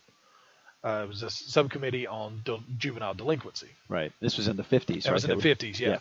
Yeah. But the biggest thing was, kids could now choose what they wanted to read. Right. These were only a dime. I mean, granted, it's a dime now and a dime then is a totally different thing. It's not $3.99. Exactly. Some of them are. But they could look at it and go, okay, I want to read that. Here's a dime, and they were readily available, and they could choose what they wanted. Yeah. So it was, in a way, it was kind of a threat to authority, because they didn't have to be told, you need to read this or you need to read that. They could make that choice. Right. Church and civic groups also piled on a lot. They talked about the immoral content of Jungle Girl outfits. What? That, I mean, All of right. course, it had scantily clad women and the glorification of villains. And this is something I didn't know this existed, but I need to look this up too. What? The Catholic Church's National Office of Decent Literature. Seriously? Yes, that was a thing back then. Wow. And it started evaluating comics for what they contained and whether they were decent literature. Were they a part of that initial reviewing group that they at least tried? Because there was no real review group, right? At first. Yeah, there was. They actually made mention of this in the Senate subcommittee. There was a group before the CMAA. Because he made mention of it in the hearing. He made mention of leaving the group. Oh, so there must have been some sort of. There was body. something, yeah. Yeah. But he William Gaines, pulled out of it. But after World War II was over, superheroes were kind of out of vogue, basically. Yeah. And war comics, even more so, because people coming back from war or people just getting over this war we had just went through, they didn't want to read that anymore. No. So they fell off, and romance comics made a big surge. But also at the same time, crime and horror comics made a huge surge. Right, that was the pulp world. Right, the exactly. pulp world was sort of this more novel birthplace versus the comic book format. So like they were really converging as two industries. Yes, and at the same time, mental health experts started to weigh in on the impact of comics. Yeah. In the late 40s, magazines like Time and Look criticized comics for their degeneration. Entire towns staged mass comic book burnings, which we were talking about. That could drive up values. Yeah, right. We were saying for Golden Age. Yeah, comics. right. We'll get Chuck Charles back into the into the black there. Like all his Image comics will be worth something if we just all burn them. But certain towns did mass comic book burnings. Others enacted laws to control and censor comic books. And Canada actually banned the publication of crime comics, or not publication, but the import. Oh, from America. Didn't work. Yeah, but, but they banned the import of them. Wow. A New York psychiatrist named Dr. Frederick Wortham. He's German originally. He's right? German. He's German. Yes. Yep. He argued or began to argue that the sale of comics to kids should be banned, and said that children imitated the actions of comic book characters and it desensitized them to violence. Very interesting, very familiar argument. Exactly. Yes. Yeah. And he was the loudest voice. There were others, of course, but he was the loudest, and he called for more and more censorship of comics. And then in 1954, he published a book called Seduction of the Innocent. Very evocative title. Drawing on the fears that people already had and that he had stoked himself. His like sort of previous in 1948, I was reading, he gave a symposium called The Psychopathology of Comic Books. Yes. Which doesn't sound as bad as Seduction of the Innocent. Exactly. Right? It's like, but he learned what worked. Yeah. Probably from comic book titles themselves. And he admits in the Senate hearings, he reads a lot of comic books. He goes and gets them and reads them. For research. Yeah, for research. Yeah. And doctor. Yeah. But yeah, while I was researching this, I actually ran across the actual recording of the hearing. Cool. And we're gonna use some clips of those so you can actually hear Dr. Wortham and William Gaines. So we're gonna play those in just a minute, but I'm gonna also take the entire. It's almost 2 hours. I think it's like an hour and 51 minutes. But I'm going to post that on our website, NinjaTrollDigicast.com. Cool. So you can go if you want to listen to it. And if you're a comic book history nerd like I am, full of it. Go for it. It's so much fun to listen to. And it's like, I mean, I sat there and listened to it last night, and like several times it was just like, you're a quack. What? Huh? That doesn't make any sense. So it's fun to listen to and realize the level of paranoia back then that these new things were gonna they're gonna steal our children from us. And just, I mean, it was the Senate subcommittee had already made up their mind when this whole thing and when Dr. Wortham was there, they were very respectful to him. When he served their purpose clearly. Yeah. When William Gaines was there, they were belligerent to him. They were, kind of adversarial. Who is Gaines? William Gaines was the publisher of EC Comics. Right. Which poster was the biggest boy, perpetrator. the biggest, exactly. Yeah. But back to Seduction of the Innocent. In Dr. Wortham's book, that was published in 1954, before the Senate subcommittees. In this book, he claimed that Batman and Robin were a, quote, a wish dream of two homosexuals living together, and that Wonder Woman was, quote, a lesbian counterpart of Batman. Of Batman? Of Batman, yes. Oh, okay. He was critical of Superman for giving kids the idea that they could fly. And then this whole thing renewed his attack on comics, and it prompted the Senate Subcommittee on Juvenile Delinquency to stage hearings in April of 1954. Wow, so it sounds like he started, because I'm seeing some of his stuff pop up early on. 48, 48 was really the year for him. It looks like getting all these things off the ground, which is really the sort of end of the superhero era and the beginning of the crime and horror comic era. So that almost gave him like ammunition. Because the superheroes, he probably could have gotten away. He hated them too. He used them as examples too. But it didn't seem like his arguments for them were as more rock solid. His crime comics, the crime comics was, but he actually referred to Superman as a crime comic. Really? Yes. Yeah, okay. We'll actually hear that in his own stuttering German words. Yeah. But I'd always heard that, and actually I think we talked about it a couple weeks ago. I'd always heard that in the Senate subcommittee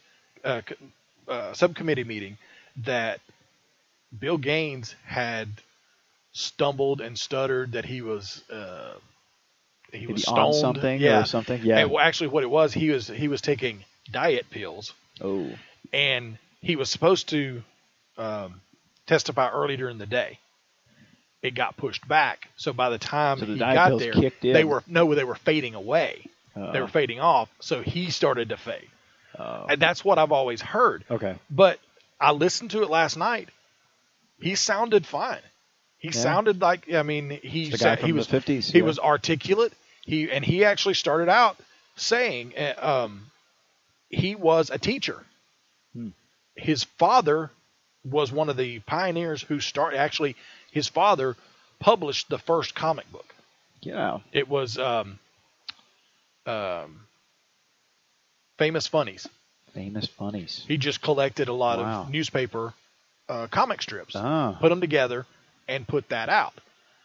So his father was one of the pioneers that started the entire industry.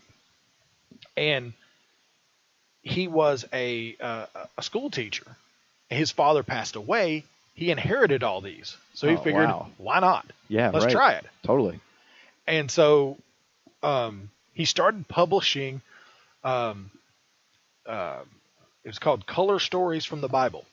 That was one of the things his father was publishing. Yeah. I've seen it was Golden Age Bible comics. Yep. Yeah. Oh, yeah. Those are great. That was the same company that put out Tales from the Crypt. You're kidding. And Vault of Horror. Vault of Horror. Yep. Oh, my God. Same company.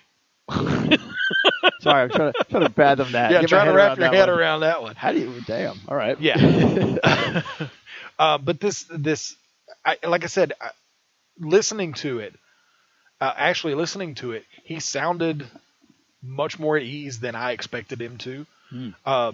Wortham stumbled and stuttered more than I expected. So really what you have here is, right, Gaines and Wortham, and you have D. Snyder and Al Gore. Absolutely. But pretty much, yeah, Yeah, right. absolutely. Because and that Wortham wasn't a politician. But, but that was but you also had Wortham was a witness, just like Bill Gaines was. Yeah. Estes Kefauver was on the committee. He wasn't the chairman. He was on a committee. He was getting ready to run for president. Oh. So he used this as kind of what was his name? Estes Kefauver. From Tennessee. President Kefauver. Yeah. So would have happened. If it wasn't for Adelaide Stevenson, that's who he lost the primary to. Oh. So a woman named Adelaide. No. Was a man named Adelaide? Yeah. Okay. Yeah.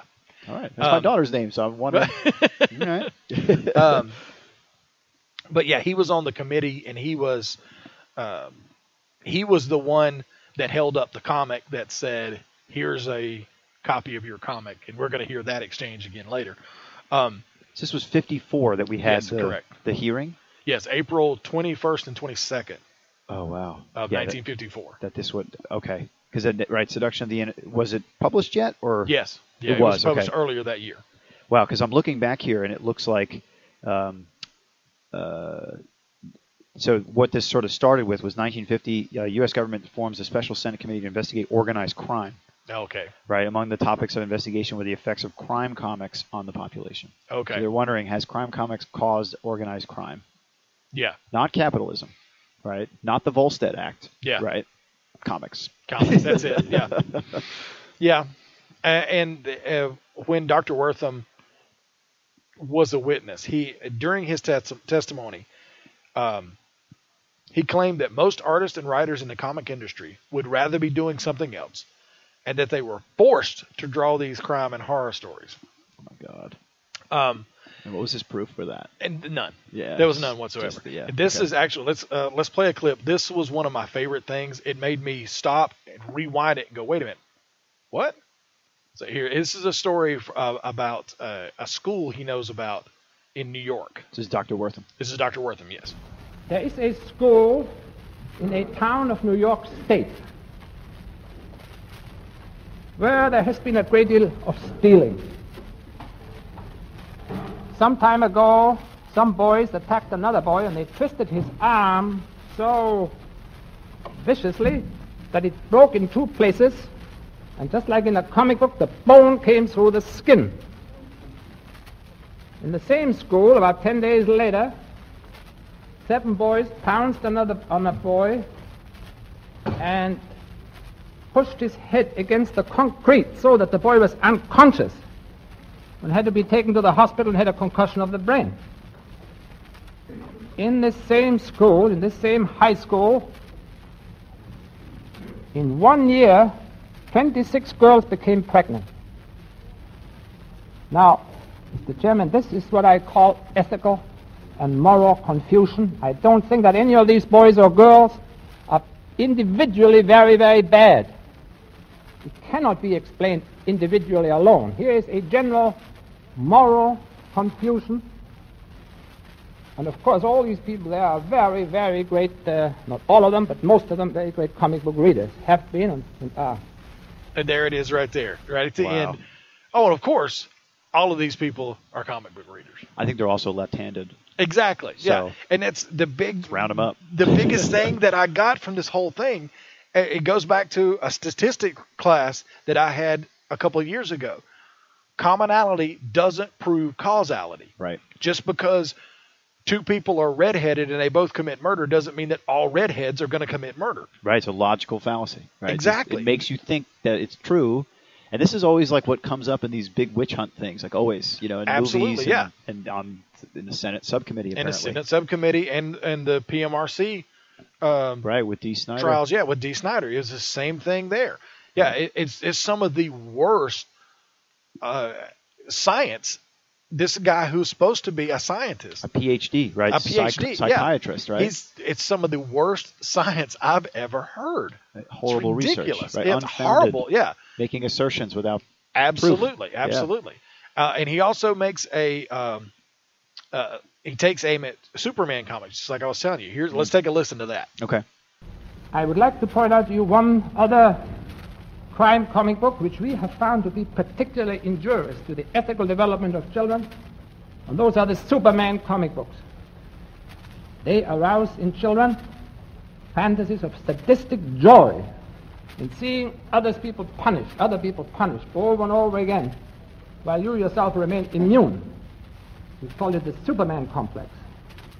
And in these comic books, the crime is always real, and the Superman triumph of good, and every child knows that, is unreal. That doesn't even make any sense on the face of it. Yeah, that's just he said, speaking. and this is a recording from 1954, so the quality, the sound quality is not exactly it's not digital. The greatest. Yeah, exactly. There was no digital recording this devices. Is America. Yeah. He said that the crime in the Superman comic, the crime was real, but the triumph of Superman wasn't.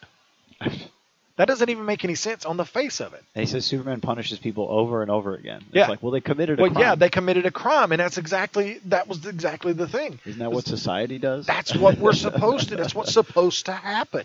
And he followed up right after that to say that it teaches contempt of the police by calling a police officer copper. You could call him a cop, and that was okay, but calling him a copper was a derogatory term. So what's the original Scarface or something? But again, in those comic books, the people that was it's the coppers. Those are the villains. Those are the ones that are getting beat up and put in jail. Exactly. Yeah. So he's completely missing the point of a lot of them. And Bill Gaines calls him on that a little bit later, because he points out an EC comic that uses a derogatory term for a Mexican 12 different times. Ooh. He points that out. And later when Bill Gaines is testifying, he says, I want to point this out because I caught him in a half-truth. He says, yes, that was used in that story, but it is a story showing the evils of racial prejudice. And that is used to point out how stupid that is. So completely out of context. Exactly. You take it out of context. When you quote somebody and then they say, oh, the president said he's going to punch a baby. And Yeah. He's like, oh, well, this person said he was going to punch a baby. Yeah. Right? It's like. Exactly. Yeah, you take stuff out of context like that, and you can make it sound however you want. Exactly. Yeah. So, yeah, this guy was really, to me, listening to it, was really bad science. And this is one of my favorite quotes here. I've got to play this one, where he was talking about kids who throw rocks. I've been for 12 years in Queens. I know these kids. I have seen quite a number of them who threw rocks. And I can't see why we have to invoke highfalutin psychological theories, and why we have to say these people have to have a mother who doesn't give them enough affection, if when they read about this stuff all the time, some of them spend 2 or 3 hours a day reading, I don't think it is such a extraordinary event if they finally throw these stones somewhere where it may do some harm. So, why do we need these highfalutin psychological terms when we can just say, oh, it's the comics? Yeah. Unreal. Again, it's like I said, this guy comes off like a quack the entire time. It's amazing. The same argument comes back again and again. Yeah. And he constantly claims that he could give you hundreds of examples of all these different, but I'm only going to give you a few to save time. Of course. And you can cherry pick examples of stuff that's bad. Right. But he also didn't mention that most of the EC comics weren't made for children. No, right. Older kids and adults bought them. So they specifically weren't for kids. No. So it's like, but there's no way to regulate that, right? So it's very unregulated. So that's really the issue that's presented, right? So I think that the business of the Senate Sub-Hearing Committee is to sort of like figure out, well, what are we going to do? Right. Well, what are we going to sort of do to combat this issue? Right. So I think they're hearing Dr. Wortham, and I think they're hearing Bill Gaines, and they're going to come up with a plan. Right. Yeah. And that was the end result. That's what they were hoping for. Right. And that's why they had Dr. Wortham there, and because he actually speaks on the Canadian law that banned the import of crime comics, and says that it did not work. He calls I've lost my place here. He said it doesn't work, and he calls comics a public health problem, but he says he doesn't know what the remedy is. And he even admits that some of these juvenile delinquents that he's been throwing out examples of, that comics may not be the only reason, may not be even the biggest one reason that they do this stuff, but it is a reason. So it just doesn't make any. I mean, he was all over the map. He said that ads in comic books make kids worry about pimples. That's true. I mean, can't tell you all the Stridex ads I saw in the 80s, Tim, made me paranoid. Yeah, he claims that most delinquents can't read well, although he's claiming that reading the comic books causes them to be delinquents. But if they can't read well, how do they become delinquents? You can't have both. Yeah, you can't. Yeah. So, but he said, comics have a bad effect on teaching children the proper reading technique, left to right. Okay. These are all stuff that he actually said. And when the members of the committee actually, brought up something that was written in a comic, it was a a Lampoon comic that talked about him. It was an EC comic. I'm not sure the name of the actual book, but it talked about him and basically said it was an editorial that Gaines had written and said that the people that it didn't say that everybody who wanted to censor comic books was a communist, but it said that the people that most stand to gain from comic books being censored were communists. Yeah. The article was called "Are You a Red Dupe?" There you go. Yeah. And they pointed it out to him, and Wortham actually said, "That is quote. This is a direct quote. That is in a comic book, so I don't pay attention to it." Yeah, because here's how it was created. Yeah. It was an actual comic book. In the town of Gazuki, in the heart of Soviet Russia, young Melvin Blizunkin Skovitsky published a comic magazine. So they came and smashed his 4-color press and hung poor Melvin the next morning. Yikes. Oh, my God. Okay. Well, yeah, they show him hung. Oh, my God. Yeah. Yeah. But Estes Kefauver, the guy that was getting ready to run for president. Yes. Yeah. Point blank asked Dr. Wortham if horror comics are much like Hitler with his use of the big lie. Because that's the thing that was always said about Hitler. Well, if you tell the big lie over and over and over and over and over again, people start to believe it. Yeah. And Kefauver asked him if comics are much like Hitler with his use of the big lie. And what did Wortham say? Wortham responded with, "Well, I hate to say that, Senator, but I think Hitler was a beginner compared to the comic book industry." Oh, God. I think that's a little, yeah. That may be known yet the extent of the atrocities of the Holocaust by then? They've known it. Yeah. So how can you make... Yeah. Okay. Yeah, that may be that's a little overstating things a little bit. Slightly. But yeah, that was their star witness that morning. Later in the afternoon, EC publisher Bill Gaines, was their next witness. He had a prepared opening statement, and he starts off, "I'm an educated man. I am a teacher." And that was a big difference. Everybody else that had testified from the comic book industry, there was not a lot. Yeah. They shied away from it. National Publications didn't send anybody. Wow. Timely or Atlas or whatever they were calling themselves at the time didn't send anybody. There was a guy from the National Cartoonist Union. Okay. But all of them pretty much distanced themselves from comics. They were trying to run from this. Well, EC was the real pariah, right? Exactly. Most, I mean, some like Lil Abner and Beetle Bailey and stuff that were sort of... EC was at the forefront of all this, and he wanted to meet it head on. And that was his plan. It probably wasn't the best decision. He probably shouldn't have done that, but he wanted to meet them head on, and he felt like he could stand his ground. But what about 50s horror movies, which were like even worse? Exactly, I mean, yeah, so, I mean, but... Yeah, but they had the Hays Code. Oh, was that an early like MPAA style? Yeah. Okay. So that was their rule. It wasn't that like was the entertainment. So if you're this age, you can see it. If you're not, you can't.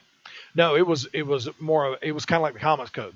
It was we won't put this in it. We won't put the self-censoring. Yeah, exactly. This is interesting, right? So it's like we could keep things age oriented and let it remain the same, but just put that restriction on. Or we could just take comics and movies as a whole and then basically whitewash them. Yeah. Right? To the point where like anybody can access anything. And it's like, okay. Yeah. And that's what they came up with, right? That was what the first comic code stamp was, right? And we look at the stuff here in just a minute. 54. But Gaines' opening statement, he says, "I was the first publisher in these United States to publish horror comics. I am responsible. I started them. Wow. Some may not like them. That is a matter of personal taste. It would be just as difficult to explain the harmless thrill of a horror story to a Dr. Wortham as it would be to explain the sublimity of love to a frigid old maid." So in other words, you don't get it. Yeah. So that's the main thing. I think that was the main thing. He just said, okay, he doesn't get it. He doesn't understand what we're going for here. So he just doesn't get it. It's one of those things I've always heard about professional wrestling. Those that believe no explanation is needed. Yep. Those who don't believe, no explanation will do. Wow. Powerful. You'll never just never get it. Yeah, you'll just never get it. Yeah. So, but in his opening statement, he referenced the ruling that repealed the ban on Ulysses. James Joyce. Exactly. Yeah. Wow. He also said, "What are we afraid of? Are we afraid of our own children? Or do we think of our children as so evil, so vicious, so simple-minded that it takes one comic magazine story of murder to set them to murder, or robbery to set them to robbery?" Wow. Very eloquent, very, and I think a very... Doesn't sound drunk. No, he does not. He referenced a Dr. David Abrams that directly opposed Dr. Wortham's diagnosis. So he's fighting expert to expert. Cool. He called Wortham on the half-truth that I was talking about. In his testimony, Wortham referenced the comic where a slur to Puerto Ricans is used 12 different times. He then explained the plot of the story, which is about racial tolerance, and goes on to point out that the same comic had been used, that same series had been used to address issues like that before to other minorities. Wow. Then I thought this was brilliant. He read the Daily News headlines and pointed out instances of just as heinous and evil things that kids could read in the newspaper. Right, on a head like 5 killed and bank robbery and whatever, crooks still at large. Yeah, and as he put it, more people had access to that were worse than any of his stories. Oh my God, it's brilliant. Yeah, brilliant. New York Daily News has been notorious. Yeah, for their and he said, but let's not single them out. And he read a couple other newspapers, same thing. Oh, brilliant! And he said, you don't censor. This is not Russia. We don't censor our news. Once you start, and this is a quote: once you start to censor, you have to censor everything. Mm-hmm.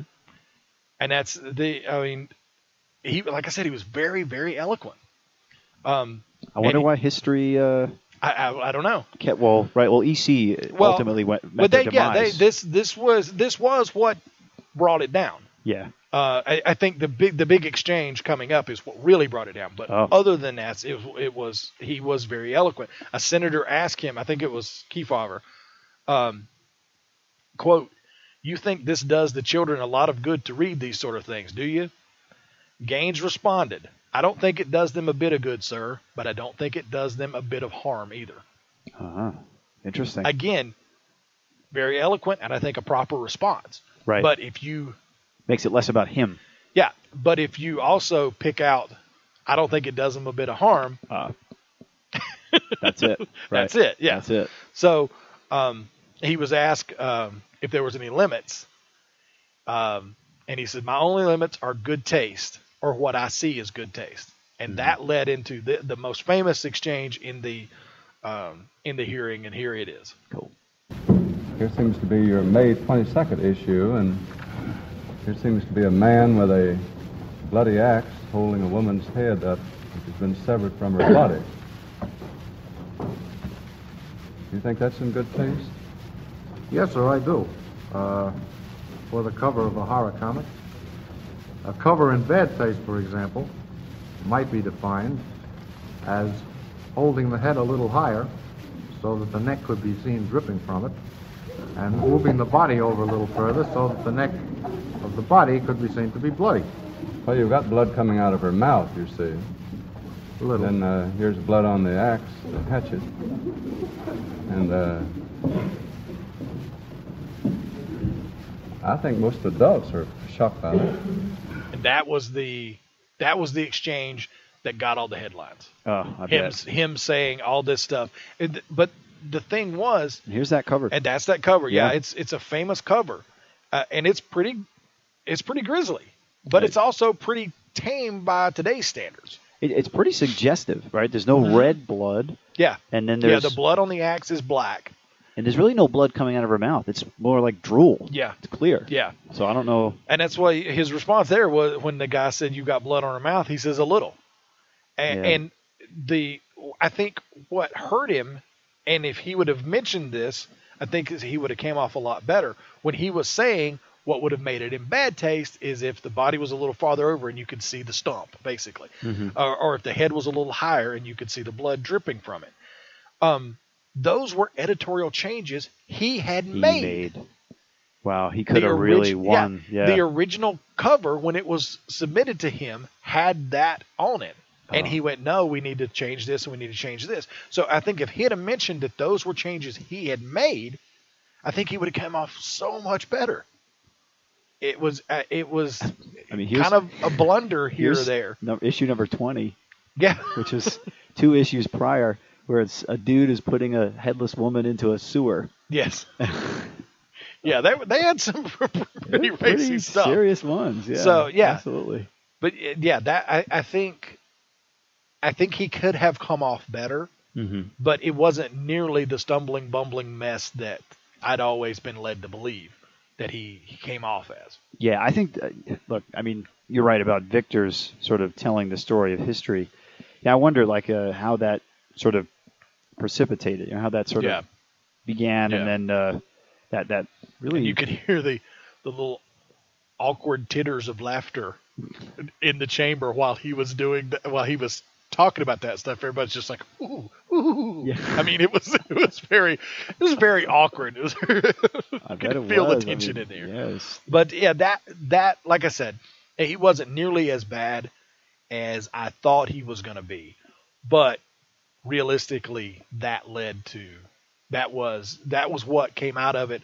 All the headlines were EC Comics publisher says there's no harm in it, and this is in good taste. They show the cover and say this is in good taste. Too intense to show. I mean, and that's link bait now today. Exactly. Clickbait, newspaper bait. Yeah. And it's saying that he saw no harm in it and all this stuff. So, the comic industry, seeing government censorship on the horizon, decided to take matters into their own hands. And they actually formed the Comics Magazine Association of America, the CMAA, and they adopted the Comics Code, enforced by the Comics Code Authority. Cool. The original code in 1954, this is some of the, I'm not going to read the entire thing, but some of the highlights from it. Crime shall never be presented in such a way as to create sympathy for the criminal, to promote distrust of the forces of law and justice, or to inspire others with a desire to imitate criminals. Wow, so no anti-heroes. Exactly. If crime is depicted, it shall be as sordid and unpleasant activity. Policemen, judges, government officials, and respected institutions shall never be presented in such a way as to create disrespect for established authority. Oh, we hadn't had Nixon yet. So exactly. Yeah. Criminals shall not be presented as to be rendered glamorous or to occupy a position which creates a desire for emulation.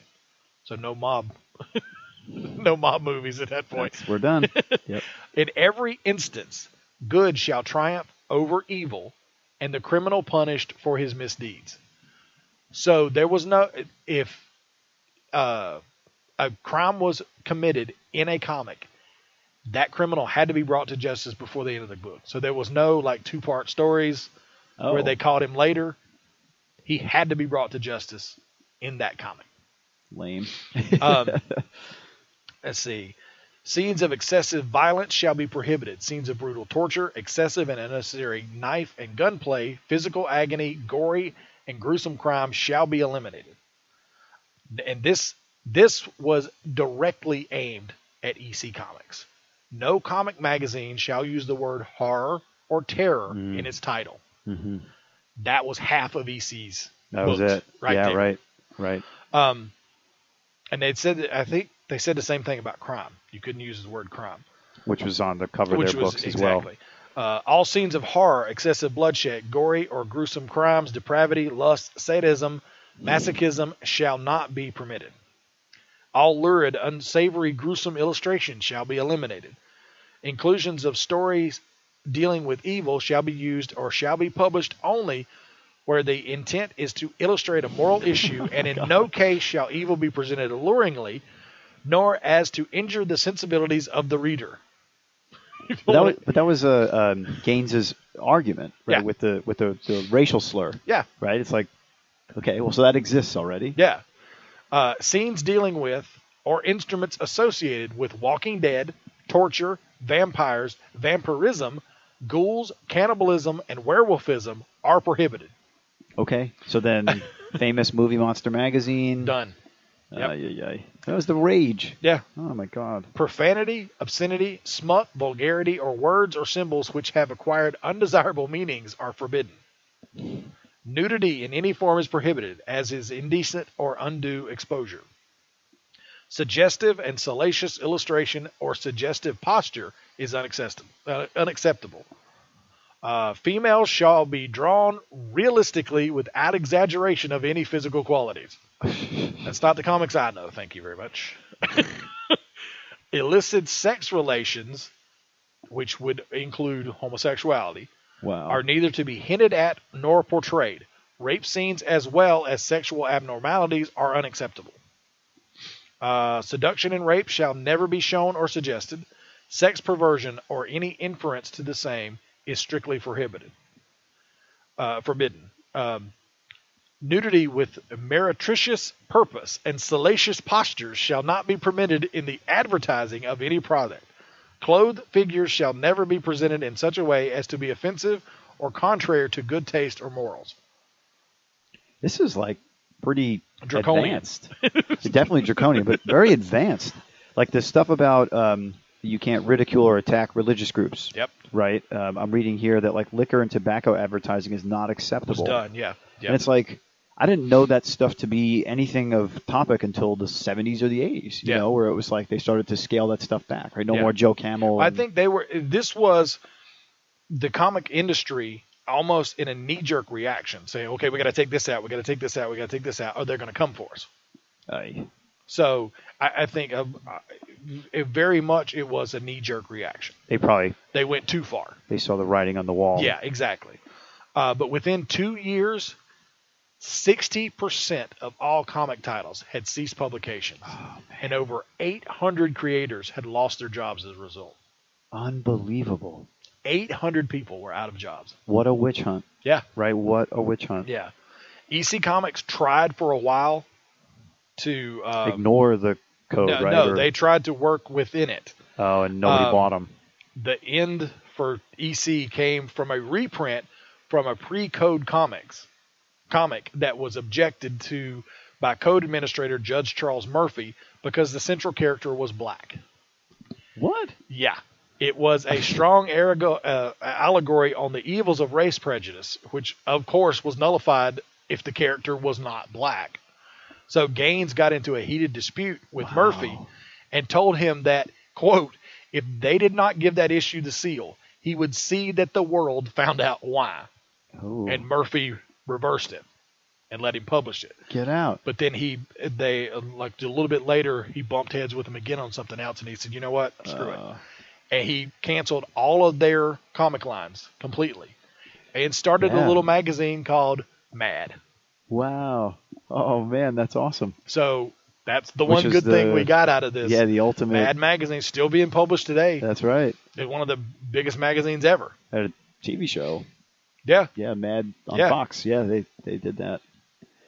Yeah. Wow, what a story. So, all right, so the code's been revamped, though, a couple times. Exactly, yeah. 17 years later, in 1971, the code was updated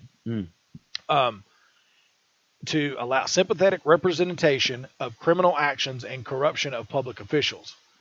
Nixon, yeah. Well, actually, no, Nixon hadn't happened. fell yet. But it was only as an irregularity, so long as the evildoer was punished in the end. So basically, you could have a corrupt politician as long as he was brought to justice. Well, I mean, we had Thurman. Well, I don't know, was Thurman? He was just racist, right? Strom Thurmond. Oh, yeah, he was just racist. And then, who was the one? What's his name? Wallace, George Wallace, who was Alabama governor. No, he was also a racist. But I mean, he was that, like, I mean, he stood in front of the yes. What school was it that they desegregated first? It was Alabama, University of Alabama. Yeah. Yeah. And he stood there, right, with guards and everything. With the National and, Guard, yeah. And he's supposed to be a politician, public figure, right? And he's got all this national attention for being a bigot, right? So it's like now, I guess, socially we have that. Yeah, yeah. Cool. We also, they could then include the killing of law enforcement in comics. Although I'm sure again it was, but only if in heroic circumstances, and, right, and if they at the end they were brought to justice. Yeah. They could do the suggestion of seduction, but not the outright portrayal of it. Wow. The use of vampires, ghouls, and werewolves, as long as they were portrayed in the classic tradition of such characters in works like Frankenstein and other respected authors. Wow. Okay. So Bram Stoker, right? Yep. That was it. Mary Shelley, right? Yeah. Well, that's when we got Dracula as a Marvel comic character. That's right. Yeah. And when did Vampirella come out? Because she was, what was she? She's been around for a good long while, I think. Yeah, she was definitely a Silver Age character for sure. Let's see when she first came out. Her first publication, Warren Publishing, 1969 to 83. Okay. So it was right before. And she was drawn by Frank Frazetta. Yeah. That first time. So. Yeah. Oh yeah. And but, then soon after this update, the U.S. Department of Health, Education, and Welfare asked Stan Lee to do a story about the dangers of drug use. That's right. Although the code didn't outright ban references to drug use, it was covered in basically a catch-all clause at the end. Right. Was they deemed it. It banned all elements not specifically mentioned herein, but which are contrary to the spirit and the intent of the code and are considered violations of good taste or decency. So anything they could look at and go, oh no, I don't like that. Yeah, I don't like that. And kick it out. And that was I remember like it was Spider-Man's friend, and like Yes. you don't even see him take the drugs. No. You don't know what he takes. Yeah. He just wants to jump off a It was building. just generic pills. Right. Yeah. Something like that. And then like it was a 3-part story. It was like a 3-issue thing. And does the kid die in the story, or did Spider-Man save him? I don't think he died. Okay. I don't think he died. But because of that little clause, the catch-all clause, the acting code administrator, John Goldwater, refused to approve the Spider-Man story. Right. But despite a government exactly, call to put it out. But the publisher of Marvel, Martin Goodman, who is Stan Lee's uncle, coincidentally, he went in because he felt like, okay, I've got the backing of the government. Yeah. They asked for this. He went ahead and ran it without the story. And ran the story without the code's approval, which kind of made the code look silly because they're trying, okay, this is a story showing the evils of drug abuse, and you're trying to stop us from reading it. Right. So it kind of made that, I think that was the first kind of chink in the armor. Right. Because it had redeeming social value. Exactly. It wasn't like here's the poor guy's stoned right out of his mind. Yeah. Yeah. He wanted to fly. Yeah. Wow. So right after that, they updated it again to allow the depiction of narcotics or drug addiction if it was presented as a bad thing to do. This wasn't until 89. Right? No. It was right. It was not long after that. Oh, there was another update. That's post 71. Yeah, that's what it was like. Kind of part of the same update. Okay. That's what allowed Denny O'Neil and Neil Adams to do the Speedy heroin thing. And was that in a Green Lantern, Green Arrow? Yes. Right. Yes. But it definitely, like I said, it was the chink in the armor. And by the 80s, it had gotten a little looser. Greater depictions of violence had become more acceptable. In Elvira's House of Mystery #2 in February 1986, it had several decapitations, but was still Comics Code approved. Wow. Which now, would have been an EC no-no way back in the day, right? The next issue, #3, didn't get the seal because of references to masturbation. The decapitations were okay, but we're not going to talk about masturbation. Kids, just don't touch yourselves. We're not doing that. You can cut off as many heads off as you want. Yeah. In 1989, it was revised again with the ban to referring to homosexuality being revised to allow non-stereotypical depictions of gay and lesbians. So just don't be racist. I guess. Or bigoted. Yeah. Yeah. But also at the same time, while that was going on, actually, like the beginning of the 80s and up through there, was the rise of the direct market. And that was what really gave the Comic Code Authority their power, because distributors wouldn't distribute to newsstands and candy stores and drugstores where all that was, because they wouldn't take them and put them on their shelves if it didn't have the code. Yeah. Now all of a sudden you have comic book stores, they don't care. No, yeah, right. They're selling them. Yeah, they'll sell them. Yeah. So they'll put them on so it gave it less and less power. And now you don't go to a drugstore to buy comics. If you want comics, you go to a comic book store. I like to pick up my, Betty and Veronica every so often. There you go. When I need like an Advil. Yeah. So, but with the rise of the direct market, it was like less and less power. In 2000, this was the big death knell. In 2000, advertisers stopped deciding whether to advertise on whether or not they had the seal. The code or not. Yeah. Because I think only DC carried the code until like 2000. Yeah, Marvel pulled out of the code authority in 2001. 2001, okay. In favor of their own rating system. Okay. And then as time went on, more and more smaller companies dropped out. In 2011, only DC Comics and Archie were doing it. And then I think Archie dropped it. No, DC dropped it first. And then the next day, Archie dropped it. Yeah. And that was it. They never needed it. Yeah, they never ever needed it. Yeah. And now they do Archie and Predator. Yeah, there you go, yeah. But later that year, the Comic Book Legal Defense Fund, an organization that works to defend the First Amendment rights of comic book writers and publishers, gained the rights to the Comic Code seal. Because they were actually at Heroes Con. Oh, wow. They have a booth. It's the Comic Book Legal Defense Fund. And they sell shirts with the so they bought the seal on it. That seal, okay. Yep. Wow. So it's still trademarked. It's not. Yeah, no, they own it. Yeah. Okay. They own it, and it's a symbol of. Let's face it, it's a symbol of censorship, and they're using it. An anti-censorship group is using it, which I think is great. Well, that's reclaiming it, Yeah, absolutely, yeah. But like I said, this whole thing was just so fascinating to me. I absolutely love this. This is great. I mean, it's like you really see, like comics went in this direction, and what would it have been had they let it go? Yeah, well, I bet it would have died out. I bet it would have sort of been. Oh yeah, extreme. I think so. Yeah, but this is what gave us, Batman as a genie in the '60s. That's what led to the camp. Totally.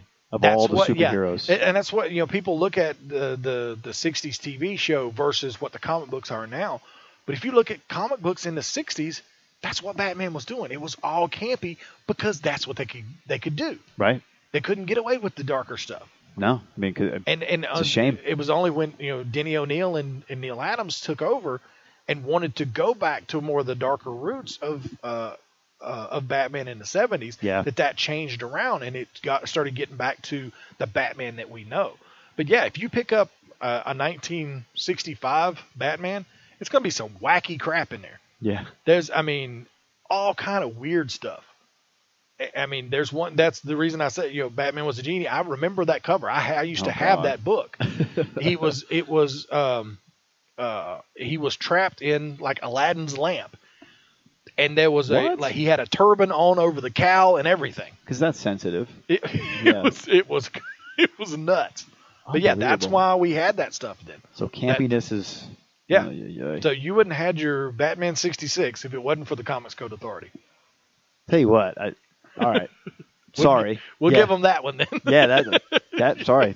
It's all worth it then. I'm happy that Wortham did what he did. That's really fantastic. Yeah. But now we've got, we look at comics and we sort of see just it's almost like rated T for teen, like when DC still does, they have their own rating system, that T for teen or E for everybody. Yeah. So here's the Southern Bastards. It's rated M. Yeah. Right, for mature. Yeah. Image Comics does their own. I think Marvel has dropped theirs. Oh, really? I don't know. I don't know for sure, but I think they've dropped theirs. I haven't specifically seen, but I know DC still does it. Well, now they're still rates them. But now it's interesting, right? So as far as content is concerned, how the content has reacted to all this. I think I remember even reading or hearing that Wortham said that he would prefer that comics would be sold, adult comics be sold to adults and kids and keep it that way. Yeah, and that this authority was not a good idea. He hated the code. He hated the code and said that it wasn't. It did half the job. Yeah. Right. Yeah. Which is ultimately where we are. I don't think he would have been happy anything with anything. Because if you start down that slippery slope, this one is offensive. oh, now this one is offensive, and it's you start banning everything. Right. It's, I mean, like Gaines said in his testimony, once you start censorship, you have to censor everything. That's right. And so, yeah. And that's with games, right? Yep. There's been hearings about that. Music, games, everything. Yeah. Yeah. And Internet. Yeah. It's always a new form, too. Mm-hmm. It's like we don't know quite yet what to do with this thing. Yep. And what sells it is generally sex and crime and the occult and all that stuff. And then we try to put a cap on it, but never works. Never works, yeah. Never works. It squeezes its way out. Yeah. But that's our look at the Comics Code Authority. And that's going to wrap up this week's edition of the Ninja Troll Digicast. Remember, for all the latest news from all around geek culture, make sure you follow us on social media, Facebook.com/Ninja Troll Digicast. You can find us on Twitter at Ninja Troll Show and Instagram at Ninja Troll Digicast. And you can always visit us at NinjaTrollDigicast.com. And like I said, I'm going to be posting the full Senate hearing, the audio from the full Senate hearing. So if you want to go, and if you're a big comic history nerd like I am, you can go and listen to that whole thing. And while you're on the website, click on the subscribe to iTunes button and get the Ninja Troll Digicast on iTunes. And make sure you join us next week. Same Ninja time, same Ninja channel. You've been listening to the Ninja Troll Digicast. Tune in next time when you'll hear Tim say, I have come here to chew bubblegum and kick ass. And I'm all out of bubblegum. This is the Ninja Troll Digicast, the defenders of all things geek culture. Don't go ninja, nobody don't need ninja.